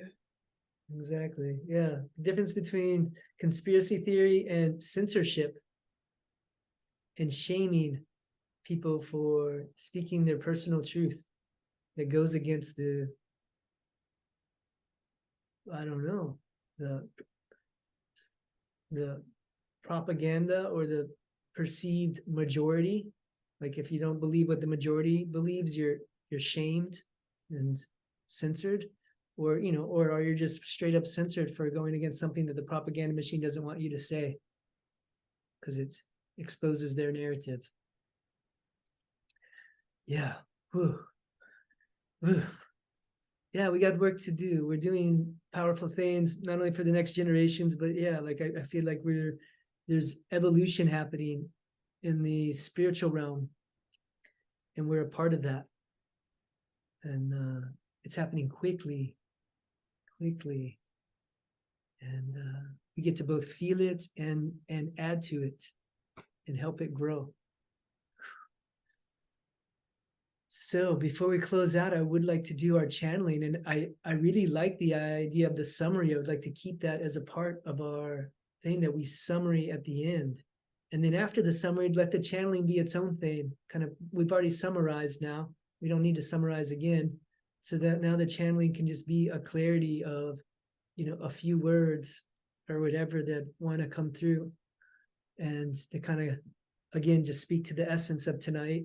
And if there's anything new that our higher self feels like needs to be said before we close out, you're welcome to speak that as well. But just take a couple of breaths and find your connection in the most pure way you know how.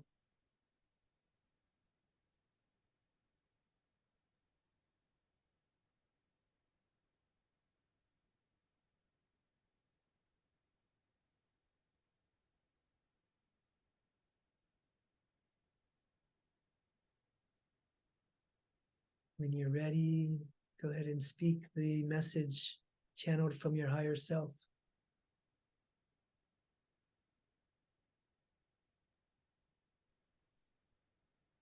Yeah, for me, what's coming through is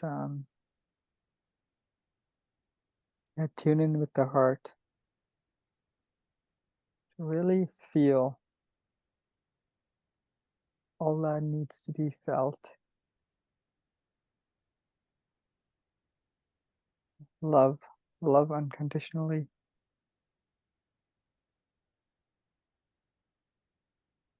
And share the love that you feel. so that it can create its own magic.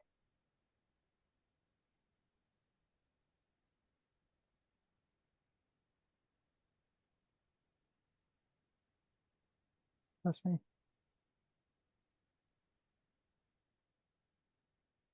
Powerful.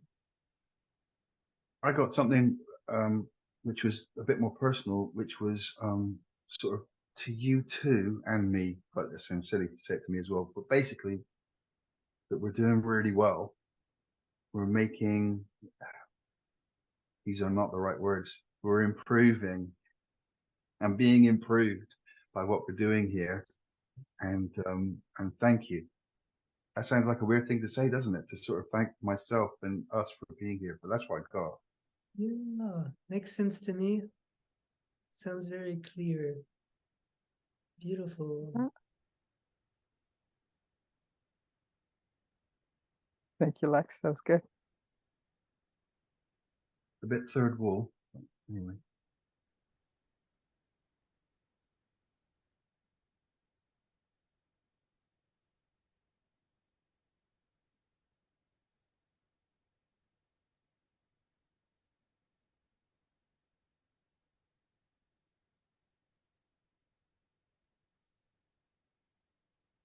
I'm just getting two words, pray and play. I like it. Two words. Yeah. That's it.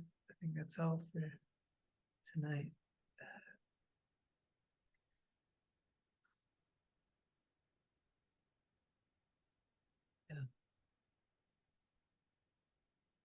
It's similar energy to what you brought through, Lex, and you too, Mono. There's seriousness to it, and there's gratitude from the spirit world for what's happening, and there's and they don't want us to get crushed and overwhelmed with the weight and the seriousness of it, to keep it, like you said, in the love vibration, and that's kind of it. And there's a lot trying to shut down our love, but if we can keep it open, like we're doing it. We're doing it. Well, thank you both tonight for showing up again 15 times later. Yeah. And for making this magic happen. I feel it. It feels good. And I do feel like we're changing and growing. And yeah, a lot of respect for both of you. And let's close this evening out and say thank you again. Thank you both. Maybe that evolution of human tribe, it's right here, us three, the triangle. We're doing it. That's it, like a seed. That's it. Yeah. Till next time. Till next time. Any final words, Lex? See you next time. Yeah, that was good. I really enjoyed it today. Good vibes. All right. Thank you, everyone. We'll see you next time. Bye-bye.